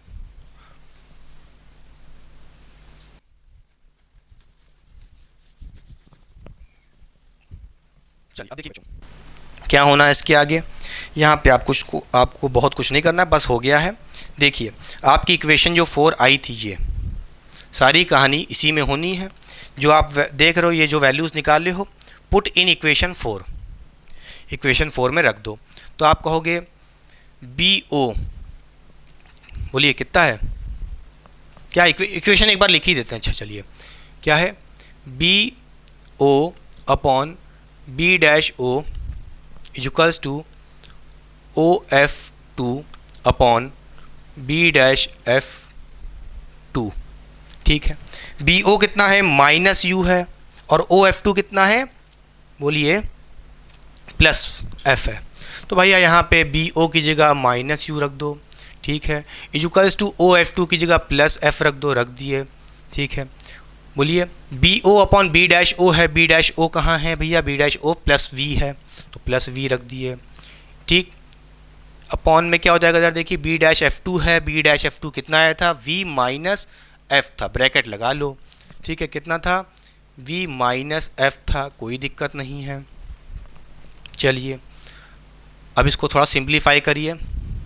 देखिए यहाँ से हम क्या कर सकते हैं, v माइनस एफ को हम मल्टीप्लाई कर दें माइनस यू से, और v को मल्टीप्लाई कर दें f से, तो क्या हो जाएगा? तो यहाँ पे आप बोलोगे माइनस, क्या आ जाएगा? माइनस यू वी आ जाएगा, फिर माइनस यू मल्टीप्लाई करोगे माइनस एफ से, कितना हो जाएगा? प्लस यू एफ हो जाएगा, ठीक। इक्वल्स टू में जाएगा क्या? v मल्टीप्लाइड बाय f कितना हो जाएगा? वी एफ हो जाएगा, प्लस का, वो भी किसका? प्लस का, समझ गया। अच्छा, और अगर हम यहाँ पे क्या कर देते हैं, डिवाइड, बोलिए divide by you V F क्या हो जाएगा, यू वी एफ से अगर हम डिवाइड कर देते हैं इसको, इस इक्वेशन को, तो क्या मिलेगा ज़रा ध्यान से देखिए, यू वी अपॉन क्या हो जाएगा, यू वी एफ हो जाएगा डिवाइड करेंगे तो, plus U F divide by किससे करना है, यू वी एफ से करना है, इक्वल्स टू वी एफ है डिवाइड करोगे यू वी एफ से। तो देखिए यहाँ पे u और u क्या हो जाएगा,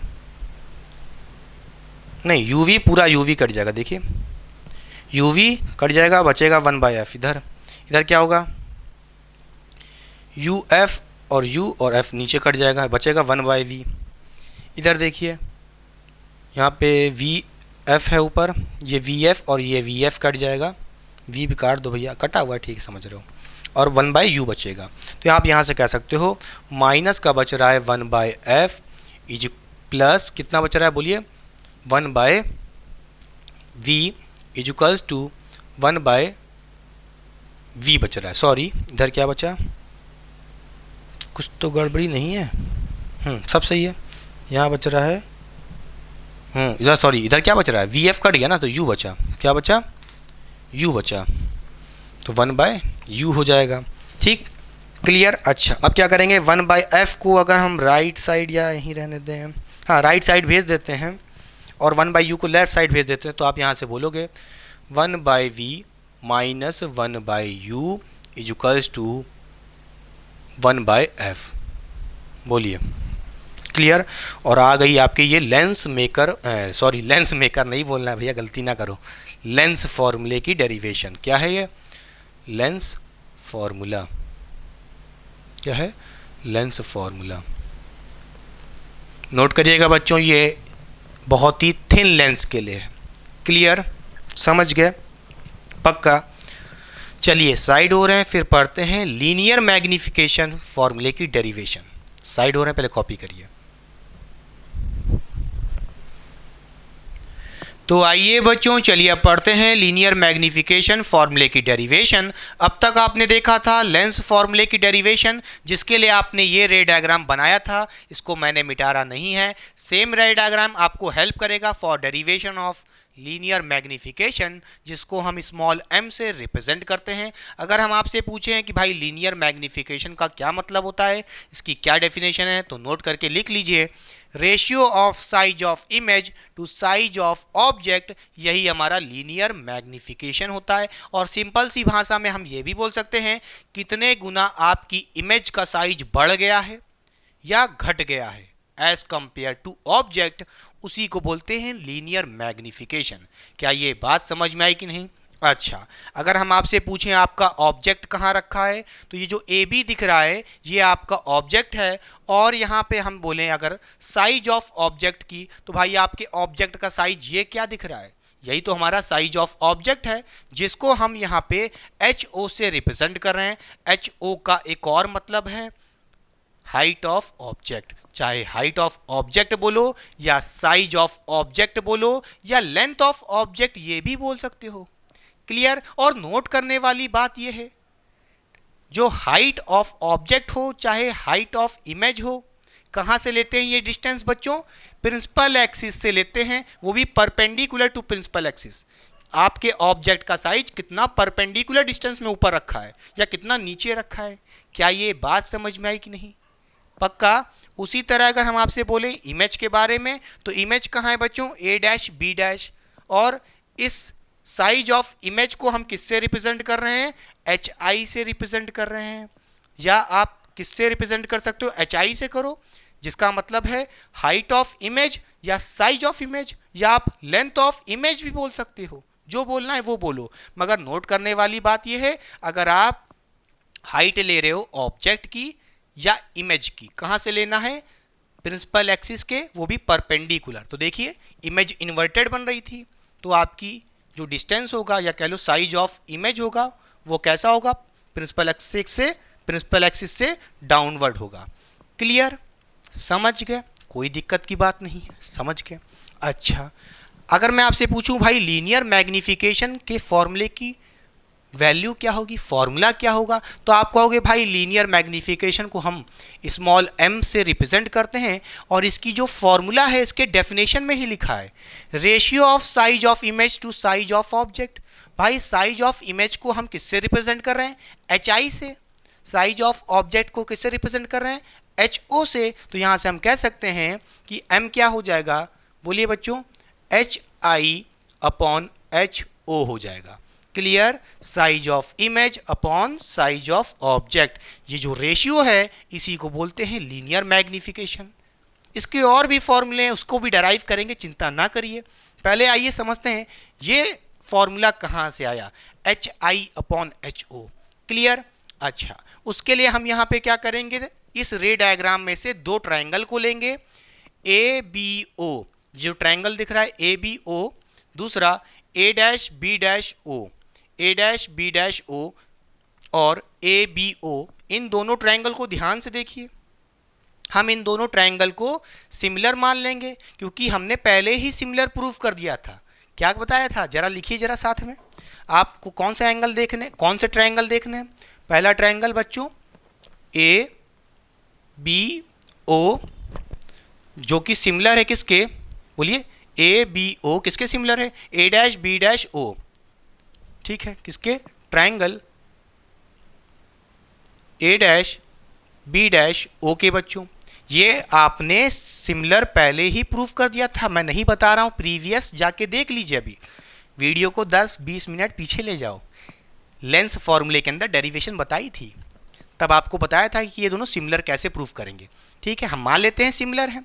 अच्छा, अगर दो ट्रायंगल सिमिलर हैं तो उनके साइड्स के जो रेशियो होते हैं वो इक्वल होते हैं। तो यहाँ से हम कह सकते हैं कि भाई A', B' का रेशियो विथ AB, तो यहाँ से हम कह देंगे, बोलिए, A', B' अपॉन AB किसके इक्वल होगा बच्चों, आप बोलोगे B', O अपॉन BO।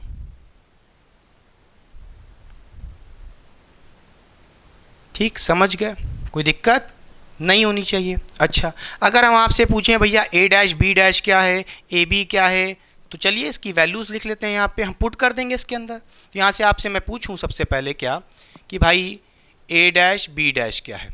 देखिए बच्चों, A', B' क्या है, A', B' क्या है, साइज ऑफ इमेज या कह लो हाइट ऑफ इमेज, जिसको हम यहाँ पे HI से रिप्रेजेंट कर रहे हैं। और ये डिस्टेंस कैसा है बच्चों, प्रिंसिपल एक्सिस से डाउनवर्ड है, इसलिए हम यहाँ पे HI को नेगेटिव लेंगे। क्लियर, तो यहाँ से हम कहेंगे A', B' की वैल्यू क्या लेना है, -HI लेना है। क्लियर, माइनस क्यों, क्योंकि डाउनवर्ड डिस्टेंस था प्रिंसिपल एक्सिस के। क्लियर, अच्छा उसी तरह भैया हम आपसे बोलें AB क्या होगा, AB क्या होगा, तो आप कहोगे AB क्या है, चलिए देखते हैं।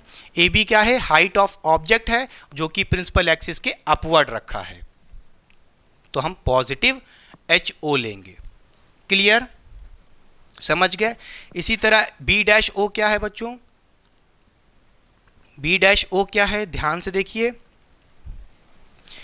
B', O ये हमारा क्या है बच्चों, डिस्टेंस ऑफ इमेज है। ध्यान से देखिए, डिस्टेंस ऑफ इमेज है जिसको हम V से रिप्रेजेंट कर रहे हैं। अच्छा, V पॉजिटिव लेंगे, क्यों लेंगे, क्योंकि इंसिडेंट रे का डायरेक्शन इस तरफ है और आप जो डिस्टेंस इमेज का ले रहे हो ऑप्टिकल सेंटर से B' तक, ये डिस्टेंस भी कैसा होगा, in the direction of incident ray है, इसलिए V को पॉजिटिव लेंगे। क्लियर, तो यहाँ से हम कहेंगे +V लेंगे। अच्छा, फिर BO क्या हो जाएगा, चलिए देखते हैं इसको भी।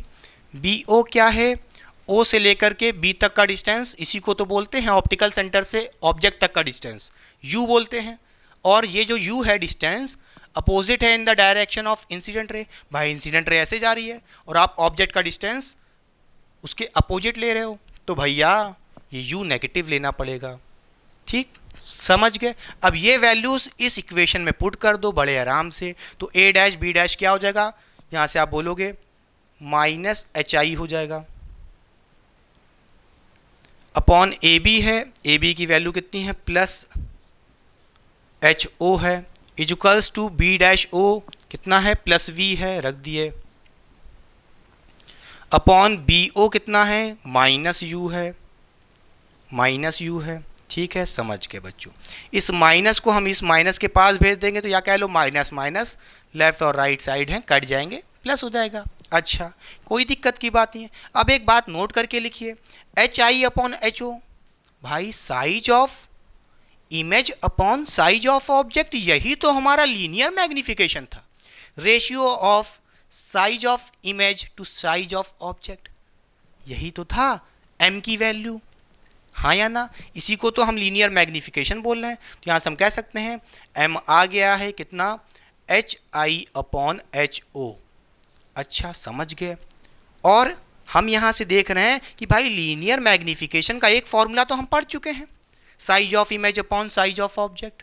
अच्छा, और एक और फॉर्मूला आ रहा है क्या, H I upon H O, ये भी किसके इक्वल है, v बाई यू के इक्वल है बच्चों, v बाई यू के इक्वल है। इसका मतलब ये है अगर हमें लीनियर मैग्निफिकेशन निकालना है तो एक और तरीका है, v अपॉन यू, यानी कि distance of image from the optical centre upon distance of object from the optical centre. Clear? ये दो तरीके हैं हमारे पास मैग्निफिकेशन को निकालने के। क्लियर? अच्छा, समझ गए।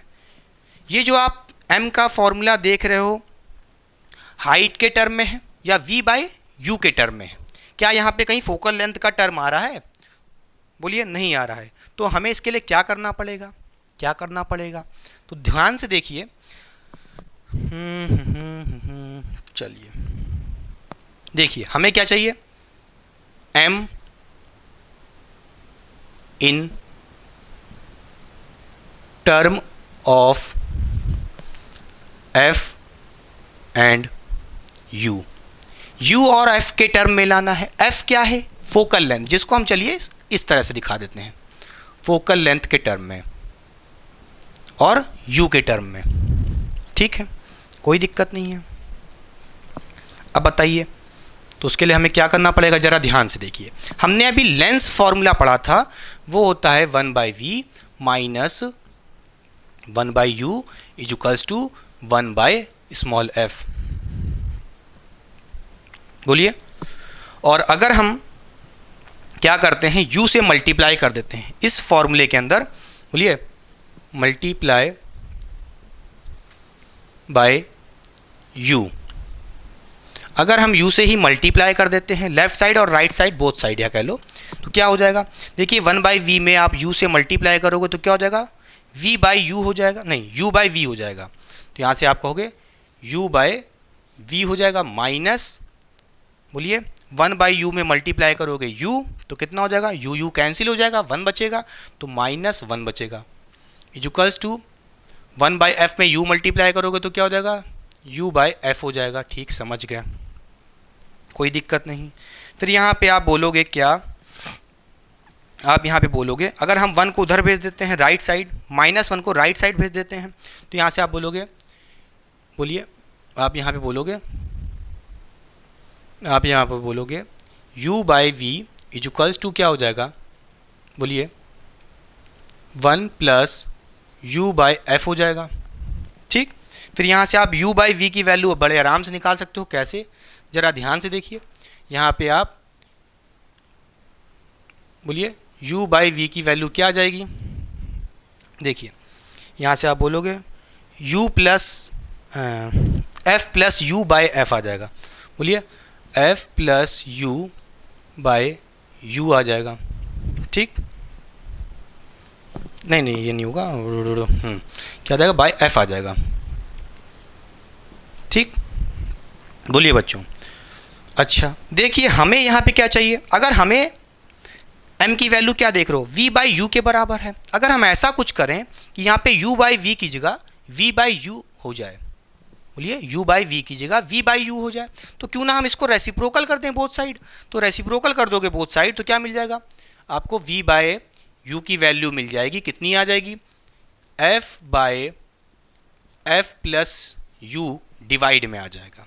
क्लियर, और आप यहाँ से कह दोगे कि भाई m की वैल्यू क्या है, देखिए m क्या है, v बाई यू, क्या है, v बाई यू।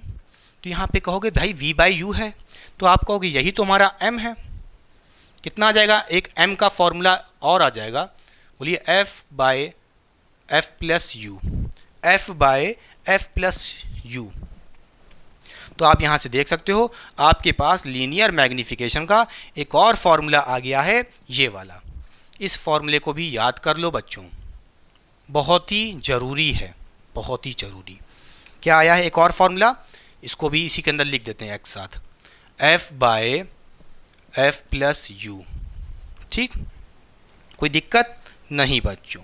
अच्छा, ये आपका फॉर्मूला आ गया एफ और यू के टर्म में, लीनियर मैग्नीफिकेशन का formula in term of F and you.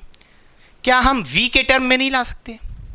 F और वी के टर्म में नहीं ला सकते? एफ और यू के टर्म में आ गया है, तो उसके लिए क्या करना पड़ेगा? कुछ नहीं बच्चों, यहाँ पे हमें चाहिए एम का formula in term of F and we.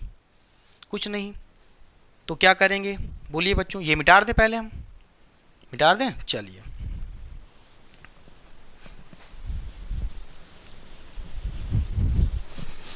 Copy वॉपी कर लेते हो कि भैया बस इंतज़ार में ही हो सर, बस पढ़ा के चले जाएं? अब देखिए, ये हमें करना है linear magnification in term of F and V के टर्म में। तो भैया लेंस फार्मूला लगा दिया और इसमें मल्टीप्लाई कर देंगे इस बार यू की जगह वी से। तो ध्यान से देखिए, अगर आप वी से मल्टीप्लाई कर दोगे तो 1/v में v मल्टीप्लाई करोगे तो v बाई वी 1 आ जाएगा। ठीक, 1 आ गया। माइनस 1/u में v माइनस मल्टीप्लाई करोगे तो कितना हो जाएगा? v/u, माइनस में v/u आ जाएगा। इक्वल्स 2 में क्या है? 1/f है, इसमें v मल्टीप्लाई करोगे तो v/f हो जाएगा। बोलिए, फिर आप यहाँ से क्या कहोगे? v/u, बोलिए v/u को भैया आप राइट साइड भेज दो, पॉजिटिव हो जाएगा, और v/f को इधर भेज दो, नेगेटिव में आ जाएगा। तो आप यहाँ से कह सकते हो 1/1 और v/f को इधर भेज देंगे राइट साइड, तो माइनस में आ जाएगा v/f। ठीक है, और इक्वल्स 2 में क्या हो जाएगा? माइनस v/u को उधर भेज दो राइट साइड, तो पॉजिटिव हो जाएगा। ठीक, समझ गए? अब यहाँ से आप क्या कहोगे? देखिए, यहाँ से आप कह सकते हो क्या कि भाई v/u क्या आ रहा है? देखिए v/u क्या आ रहा है? f minus v upon f क्या आ रहा है? f minus v upon f। और ये v/u क्या है? यही तो हमारा m है बच्चों, v/u हुई तो m है। तो यहाँ से v/u की जगह हम क्या लिख सकते हैं? m लिख सकते हैं। कितना? f minus v upon f। ये हमारा एक और फॉर्मूला आ गया लीनियर मैग्नीफिकेशन का इन term of v and f। Clear? बोलिए बच्चों, पक्का समझ गए? तो मिटार के यहीं पे लिख देता हूँ, ये f नहीं, f मिटा देते हैं, पहले नोट कर लिए। चलिए,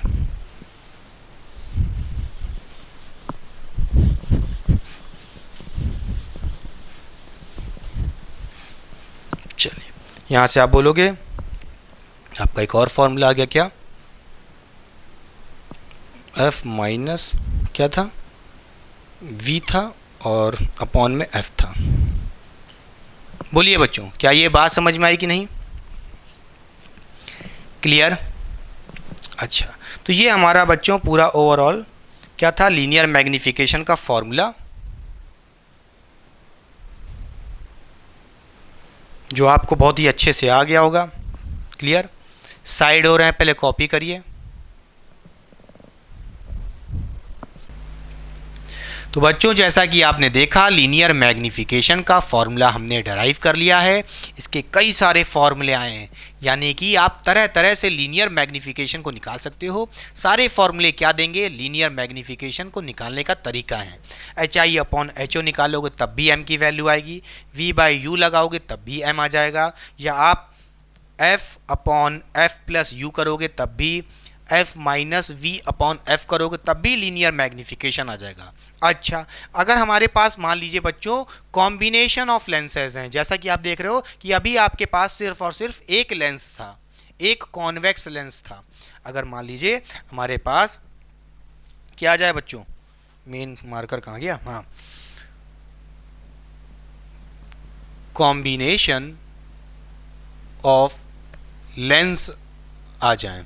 अच्छा, जैसे कि अगर मैं बोलूं, मान लीजिए आपके पास ये एक लेंस है, ठीक है, और उससे सटा हुआ एक लेंस है, ठीक, इससे सटा हुआ एक लेंस है आपके पास। मान लेते हैं इस लेंस की आपके पास मैग्नीफिकेशन की जो वैल्यू है m1 मान लेते हैं, और इसकी m2 मान लेते हैं दूसरे वाले लेंस की। अच्छा, अगर मान लीजिए दो लेंस हैं m1 m2 मैग्नीफिकेशन के, और आपके पास कोई ऑब्जेक्ट है मान लीजिए इधर, तो इमेज कितनी ज़्यादा मैग्नीफाइड बनेगी, क्या ओवरऑल मैग्नीफिकेशन होगा, वो कैसे निकालेंगे? तो उसका तरीका होता है बच्चों, m इजुकल्स टू हो जाएगा यहाँ से, बोलिए m1 इंटू m2।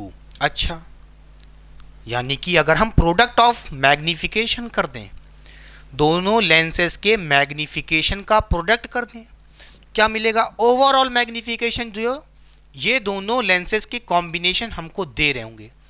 ठीक है, समझ गया। अगर मान लीजिए इसी तरह एक और लेंस लगा हुआ होता इससे सटा हुआ, उसका मैग्नीफिकेशन m3 होता, कुछ नहीं करना, इसी में m3 मल्टीप्लाई कर देंगे। उसी तरह एक और होता चौथा लेंस जिसका मैग्नीफिकेशन m4 होता, उसको भी इसी में मल्टीप्लाई कर देंगे। अच्छा, मतलब समझ गए, अगर कॉम्बिनेशन ऑफ लेंसेज हैं m1 m2 m3 m4 m5 ऐसे चलते रहेंगे, सबका प्रोडक्ट कर दो, बात खत्म। क्लियर? डॉटेड डॉटेड दिखा दिए, यानी कि प्रोडक्ट करते चलो। क्लियर? समझ गए बच्चों? अच्छा, मिटार दें, पहले ये मिटार देते हैं। बोलिए, कॉपी हो गया? एक और छोटा सा टॉपिक है मैग्नीफिकेशन के अंदर, ध्यान से देखिए।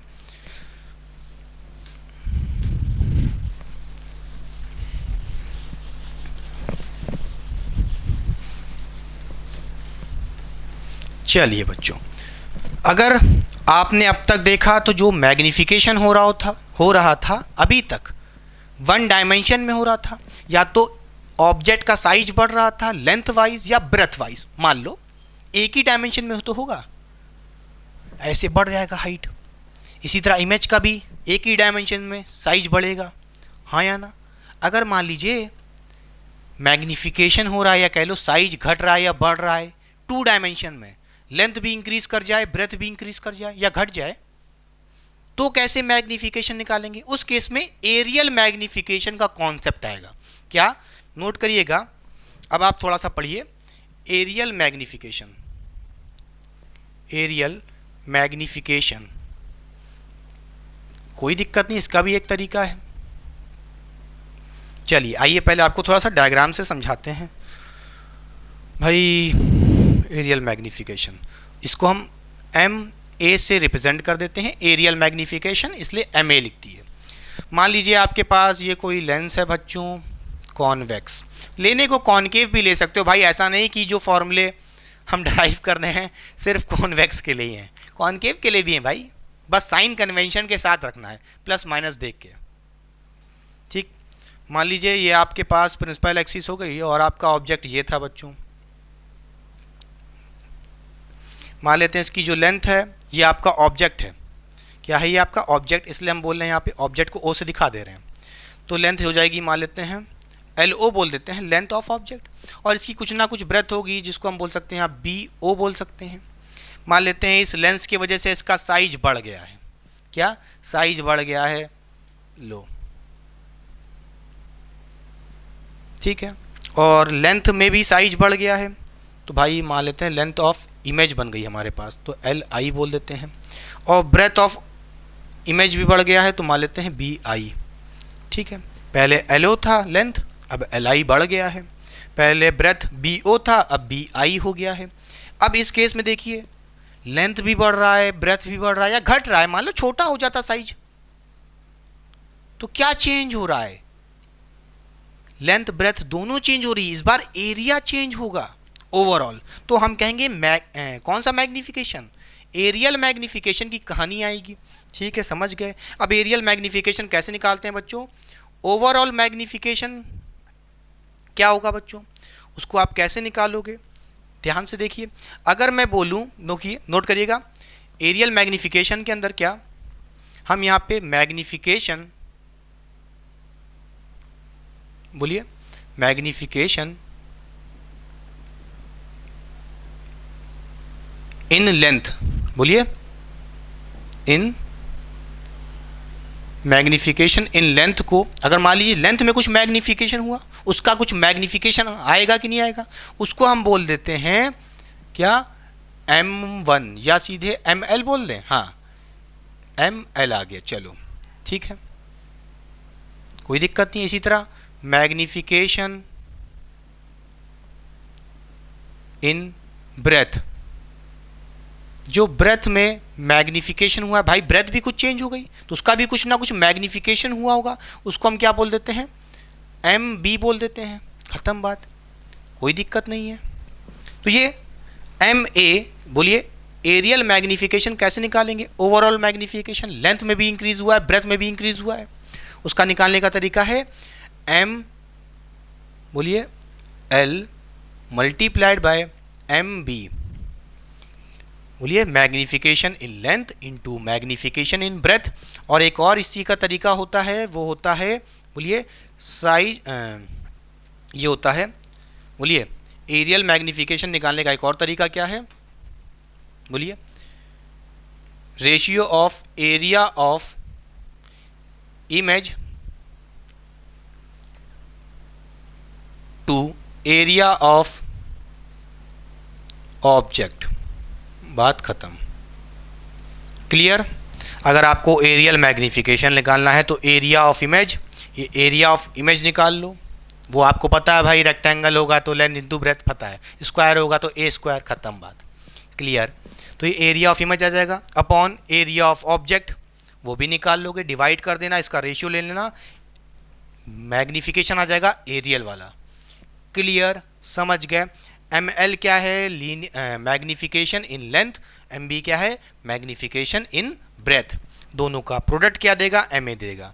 क्या ये बात समझ में आई कि नहीं, क्लियर, समझ गए। मैग्निफिकेशन के फॉर्मूले हमने बता दिए हैं, चलिए साइड हो रहे हैं, पहले कॉपी करिए। तो आइए बच्चों, चलिए पढ़ते हैं पावर ऑफ लेंस के बारे में। तो ध्यान से देखिए, इसकी डेफिनेशन क्या लिखी है, reciprocal of focal length of lens, जिसको हमें मीटर में रखना है और उसी को बोलते हैं हम क्या, पावर ऑफ लेंस। तो यहाँ से हम कह सकते हैं कि पावर ऑफ लेंस का क्या फॉर्मूला होता है। देखिए बच्चों, पावर ऑफ लेंस को हम यहाँ पे P से रिप्रेजेंट करते हैं और इसका फॉर्मूला आपको डेफिनेशन में ही मिल जाएगा, रेसिप्रोकल ऑफ फोकल लेंथ। अच्छा, तो यहाँ से हम कह सकते हैं रेसिप्रोकल ऑफ फोकल लेंथ का मतलब ये है 1/f, यानी कि 1/ फोकल लेंथ, जो भी लेंस का होगा वही क्या देगा, पावर ऑफ लेंस देगा। क्या ये बात समझ में आई कि नहीं। अच्छा, चलिए इसको ब्रैकेट में डाल देते हैं डिब्बे के अंदर, ठीक है। अच्छा, एक बात नोट करके रखिए कि भाई पावर ऑफ लेंस की जो यूनिट होती है वो डायप्टर में होती है और इसका जो सिंबल होता है वो कैपिटल D में होता है। अच्छा, कोई दिक्कत नहीं होनी चाहिए। और अगर मैं आपसे पूछूं कि पावर ऑफ लेंस की यूनिट डायप्टर में है, ये डायप्टर में कब आएगी, जब आप यहाँ पे फोकल लेंथ की जो वैल्यू है मीटर में कन्वर्ट करके रखोगे। अगर सेंटीमीटर में गिवन है तो उसको भैया मीटर में कन्वर्ट करके तब रखना है इसकी वैल्यू विथ साइन, जो कि आपको पता है कॉन्वेक्स लेंस के लिए फोकल लेंथ पॉजिटिव लेना होता है और कॉनकेव के लिए नेगेटिव, ये तो आपको पता है, क्लियर। और उसी के हिसाब से अगर आप फोकल लेंथ को मीटर में रखोगे तब जाके आपकी जो पावर है वो भैया डायप्टर में आएगी, क्लियर। बोलिए प्यारे बच्चों, एग्जाम्पल के लिए चलिए एक छोटा सा क्वेश्चन करा देते हैं। वैसे क्वेश्चन तो आपको आगे ही मिलेगा। मान लीजिए आपसे कोई कह दे कि आपके पास कॉनकेव लेंस है बच्चों, ठीक है, जिसकी फोकल लेंथ आपको गिवन है। बोलिए फोकल लेंथ आपको गिवन है कितनी, 50 सेंटीमीटर गिवन है। भाई फोकल लेंथ किसकी गिवन है, कॉनकेव लेंस की, और आपको पता होना चाहिए कॉनकेव लेंस की फोकल लेंथ कैसी होती है, नेगेटिव होती है, ठीक है। तो माइनस जरूर ले लेना। और आपसे कोई कहे कि भाई पावर निकाल दो कॉनकेव लेंस की, क्या होगी, तो आप कहोगे कुछ नहीं, 1/f लगा देंगे, इक्वल्स टू 1/f कितना रखोगे बच्चों, बोलिए f की वैल्यू कितनी है, 50 सेंटीमीटर है माइनस में बच्चों। तो भाई 50 सेंटीमीटर है, सेंटीमीटर को आपको कन्वर्ट करना पड़ेगा मीटर में, 100 से डिवाइड कर दो तो 0.5 हो जाएगा मीटर में कन्वर्ट करके। बोलिए हो जाएगा 0.5 मीटर में बच्चों, ठीक, सेंटीमीटर से मीटर में कन्वर्ट करके रखें, तब जाके फोकल लेंथ हमने रखी है। अब यहाँ से आप कहोगे इसकी वैल्यू क्या आ जाएगी, ये आ जाएगी, यहाँ से पॉइंट हटाएंगे, ऊपर 10 लगाएंगे, ये जाएगा 1 ज़ा, ये जाएगा 2 ज़ा। तो यहाँ से आप देख सकते हो पावर ऑफ कॉनकेव लेंस कितनी आ रही है, -2 डायप्टर। समझ गया कि नहीं समझ गया, क्लियर? अच्छा, कोई दिक्कत नहीं है। अगर कॉनकेव लेंस लोगे तो बस वहाँ पे फोकल लेंथ पॉजिटिव करके रखना, मीटर में कन्वर्ट कर देना, बस वैसे भी हो जाएगा। अच्छा, कोई दिक्कत नहीं है। अब देखिए बच्चों, ये तो तब था जब आपके पास एक लेंस हो। पावर ऑफ लेंस कैसे निकालते हैं, सिंगल लेंस हो, चाहे कॉनकेव हो चाहे कॉन्वेक्स। अब मान लीजिए आपके पास यहाँ पे कॉम्बिनेशन ऑफ लेंसेज हैं। क्या है, कॉम्बिनेशन ऑफ लेंसेज हैं, ठीक। एक लेंस है, मान लेते हैं उसका पावर P1 है, दूसरे वाले लेंस का पावर P2 है। इसी तरह एक और मान लो, एक और ले लेते हैं, चलिए आपके लिए थर्ड लेंस है जिसका पावर P3 है। ऐसे कई सारे कॉम्बिनेशन ऑफ लेंस मान लीजिए रखे हैं। अभी फिलहाल मान लेते हैं 3 लेंस रखे हैं, P1 P2 P3, और सब सटा के रखे हैं, कॉम्बिनेशन ऑफ लेंस। क्या पढ़ रहे हैं हम, कॉम्बिनेशन ऑफ लेंस की कहानी देख रहे हैं। तो मैं पूछूं, अगर 3 लेंस आपने सटा के रख दिए हैं तो ओवरऑल पावर ऑफ लेंस कितना हो जाएगा? कुछ नहीं करना, बहुत ही सिंपल फॉर्मूला होता है, इसकी डेरिवेशन डेरिवेशन कुछ नहीं देखनी है। क्या हो जाएगा, P1 + P2 + P3। इन तीनों लेंस की पावर को आप ऐड कर लो, P1 + P2 + P3। समझ गया कि नहीं समझ गया, क्लियर? आया कि नहीं आया, पक्का? चलिए, कोई दिक्कत की बात नहीं है। तीनों सटा करके रखे थे तो सारे पावर्स को ऐड कर दिया। मान लो और होते ऐसे, एक और लेंस लगा होता, चौथा लेंस, उसकी पावर P3 की जगह P4 होती, तो बस उसको भी ऐड कर देना, यहाँ पे P4 हो जाएगा। इसी तरह ये चलता रहेगा। समझ गए फॉर्मूला, पक्का? अच्छा, मान लीजिए एक और केस देखिए कॉम्बिनेशन ऑफ लेंस में। एक लेंस हमारे पास ये है बच्चों, ठीक, इसका पावर मान लेते हैं P1 है, और एक दूसरा लेंस है हमारे पास,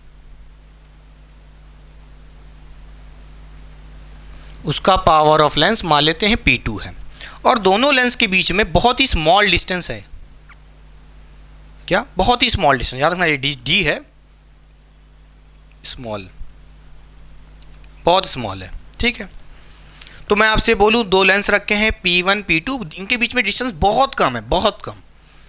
तो आप कह सकते हो ओवरऑल पावर ऑफ लेंस क्या होगा, या कह लो इफेक्टिव पावर ऑफ लेंस क्या होगा।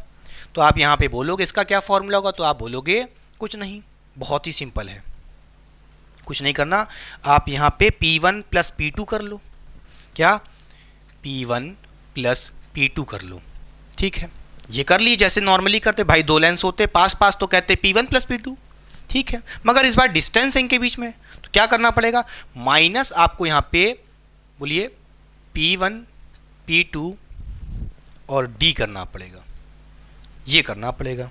बोलिए समझ में आया कि नहीं आया, ये फॉर्मूला आपको लगाना पड़ेगा, क्लियर? एक बार हम कंफर्म कर लें, बहुत दिन बाद फॉर्म में आए हैं एनर्जी में, उन्हें आप कहोगे सर ने तो गलत ही पढ़ा दिया। लाला रे, हाँ सही है, एकदम सही है। P1 + P2 minus P1 P2D, P1 + P2 minus P1 P2D। क्या ये बात समझ में आई कि नहीं, बोलिए जल्दी से, क्लियर? अगर आपके पास 2 लेंस हैं, एक पावर P1 है, एक पावर P2 है, बीच में स्मॉल डिस्टेंस D है, तो कुछ नहीं करना, नॉर्मली जैसे पहले करते थे P1 + P2, बस माइनस कर देना P1 P2 का प्रोडक्ट, और D के साथ भी प्रोडक्ट ले लेना, P1 P2 D, क्लियर? समझ गया कि नहीं समझ गया? ये था पूरा ओवरऑल लेक्चर, जिसमें मैंने सारे कॉन्सेप्ट क्लियर करने की कोशिश की है। बेसिक से आपको डेरिवेशन एडवांस तक समझाया है, सारे फॉर्मूलेज लगभग लेंस के ऊपर मैंने ली है। कॉम्बिनेशन ऑफ लेंस के ऊपर जहां तक एक और वीडियो डाल देंगे जिसमें क्वेश्चंस भी होंगे, उसके थोड़े बहुत डेरिवेशंस भी हो जाएंगे। मगर अब तक जितना आपने पढ़ा है, lens maker formula, lens formula, linear magnification, power of lens, सबकी डेरिवेशन करा दी है। अब नेक्स्ट जो वीडियो आएगी उन फॉर्मूलेस के ऊपर न्यूमेरिकल सॉल्व करने को आएगी ताबड़तोड़। तो वो लेक्चर ना देखना भूलिएगा। तो चलिए पढ़ाई करते रहें। All the very best. मिलते हैं नेक्स्ट लेक्चर में। Till then tata bye, see you, bye bye.